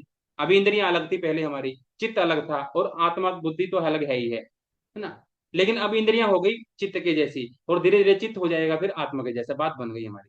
तो पहले तो इंद्रियों को और चित्त को मिलाओ, इंद्रियों का अपने विषयों से संपर्क तोड़ो, उसको बोलो कि अंदर आओ, है ना, अंदर आओ, सारी की सारी यहाँ आ गई। पहले बाहर भाग रही थी, अपने अपने टॉपिक में लगी हुई थी, बोले कि नहीं नहीं, चित्त ने बुलाया है, सब वापस आ जाओ। चित्त वापस ये सारी अंदर आ गई, यहाँ आ गई, इंट्रोवर्ट हो गई सारी की सारी। तो चित्त के जैसी हो गई। जब ये चित्त में चली जाती है ना, तो अलग से थोड़ी होते हैं इनका, ये रूप है, ये रस है, ये गंध स्पर्श है, ये आंख है, ये कान, नहीं नहीं। जब चित्त में आ गई ना, तो सारी चित्त के आकार की हो गई है। जब बाहर काम करने के लिए जाती हैं ये, तब इनका नाम होता है चक्षु, तब इनका नाम होता है कान, है ना, तब होता है। आप देखो, जब कोई चीज आप सुन रहे होते हो तो आंख काम कर रही है ना, सॉरी, कान काम कर रहे हैं, कोई देख रहे हो तो आंख काम कर रही है। लेकिन आप जब मन में चिंतन कर रहे हो, आपकी कोई भी इंद्री काम करती है क्या? जब मन में गहरे से विचार प्रक्रिया में डूबे हुए हो, आपकी आंखें खुली हुई हैं, लेकिन सामने से कोई गुजर गया पता नहीं लगता, क्योंकि उस समय आपकी इंद्रियां जो है जाकर के चित्त के साथ मिली हुई है, वहां पर बिजी हैं अभी फिलहाल, मीटिंग चल रही है उनके अंदर। तो आंखें तो खुली हुई है, लेकिन आंखें देख नहीं रही हैं, काम नहीं कर रही हैं आंखें।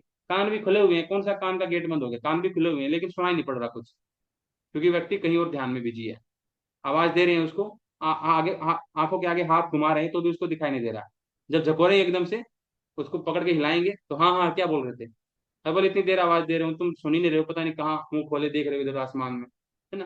तो चित्त के स्वरूप के तदाकार हो जाती है इंद्रियां हमारी, अपने विषयों को छोड़ देती हैं, और जैसा चित्त है वैसे वैसे हो जाती हैं, वो प्रत्याहार है।